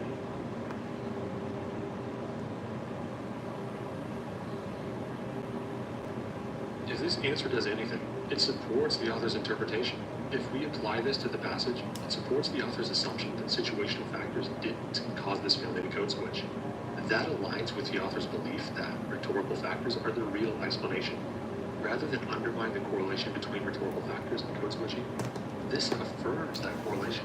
Let's keep looking. Does C make the author's belief that rhetorical factors led this family to code switch less convincing? No. Not quite, although it does look a little like cause without effect. If a 12-month study showed that the family always used English to express intimacy and humor, it would weaken the correlation between rhetorical factors and code switching. It says But occasionally this answer expressed. choice is very weak. The family And it supports- occasionally expressed intimacy and humor through English. Well- This answer doesn't change the fact that the family did switch to Spanish at times, and that switch must have some explanation. Even Yeah. if there are other times when the family expressed certain attitudes in English, the times they expressed them in Spanish can still have been due to rhetorical factors. So, although C is very popular among test takers, it's ultimately too Change weak to meaningfully significantly change is the author's tested out. interpretation of the study. Looking at D, let's ask the same question. Does this make the author's belief that rhetorical factors led this family to code switch less convincing? Again, no. The family members' use of English with the researchers really has nothing to do with their use of Spanish in their own conversations. How they responded in the situation doesn't speak to, no pun intended, whether there were rhetorical reasons for their code switching at home of Spanish in their own conversations. The family members' use of English with the researchers really has nothing to do with their use of Spanish in their own conversations. How they responded in the situation doesn't speak to, no pun intended, whether there were rhetorical reasons for their code switching at home. Finally, let's assess E. Does this choice make the author's belief that rhetorical factors led this family to code switch less convincing? Not really. Let's note how this answer choice is phrased. It says the family members did not describe their code switching as a means to express humor or intimacy, but that doesn't mean that they wouldn't have if someone asked. It's possible that the family just hadn't thought about it. In fact, the passage suggests they weren't aware they were code switching, so this answer doesn't call the author's explanation into question. So after assessing B through E, we'll stick with A and wrap up this passage. So, congratulations on getting through your first practice passage with LSAT Max. We hope you've seen how our reading method can help you answer questions, both those that lend themselves to a precise anticipation, like the first 5 questions, and questions that don't, like these last 3. Now that you've completed this passage, we have a few homework passages for you to try. Remember to follow the reading method and the 3 principles of reading comp, and we think you'll have a happier time working through the passages. And if you're unsure whether you're doing a good job executing the tasks in the reading method, you can always compare your work to the passage explanations. If you have any further questions, reach out to us on the LSAT Max Discord or the message boards. Once again, this is Robbie signing off, wishing you happy studies. Thanks, Robbie. now I will be logging off. Thank you for joining. I am tired. I should be sleeping. I should be making burgers. I need to do something about this 3-hour study. Something has to be done. Better method, maybe. I definitely want to film it, so I'm probably not going to do a TikTok because there's a lot of talking and interaction there. So I'll do YouTube because it's more real. It's like a Twitch stream, right? But thank you all for joining, and I love y'all, and have a great evening. I'm going to go make some burgers and fries.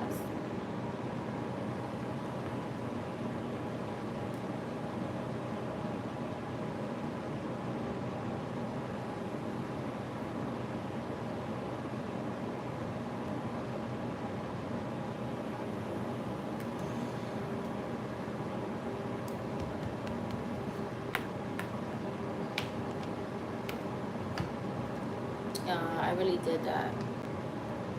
I'm not gonna, I need to do something better to think this journey, like,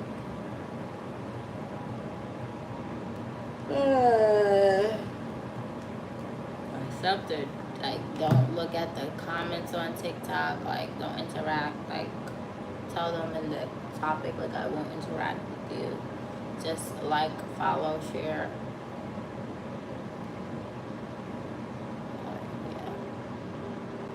I'm gonna go look online and see other people and how they do their LSAT prep, like videos and what that should look like and their tutorials.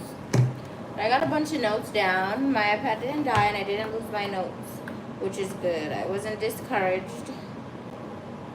I have 18 pages of notes, including me writing down some of the methods.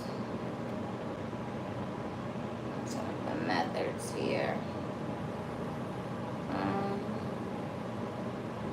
I'm gonna add decor for that book. I don't know, keep me engaged, it's just bland. I don't know. It's good notes, I like good notes. I'm gonna continue that. We're now at the end of our study prep. It is now 3 hours and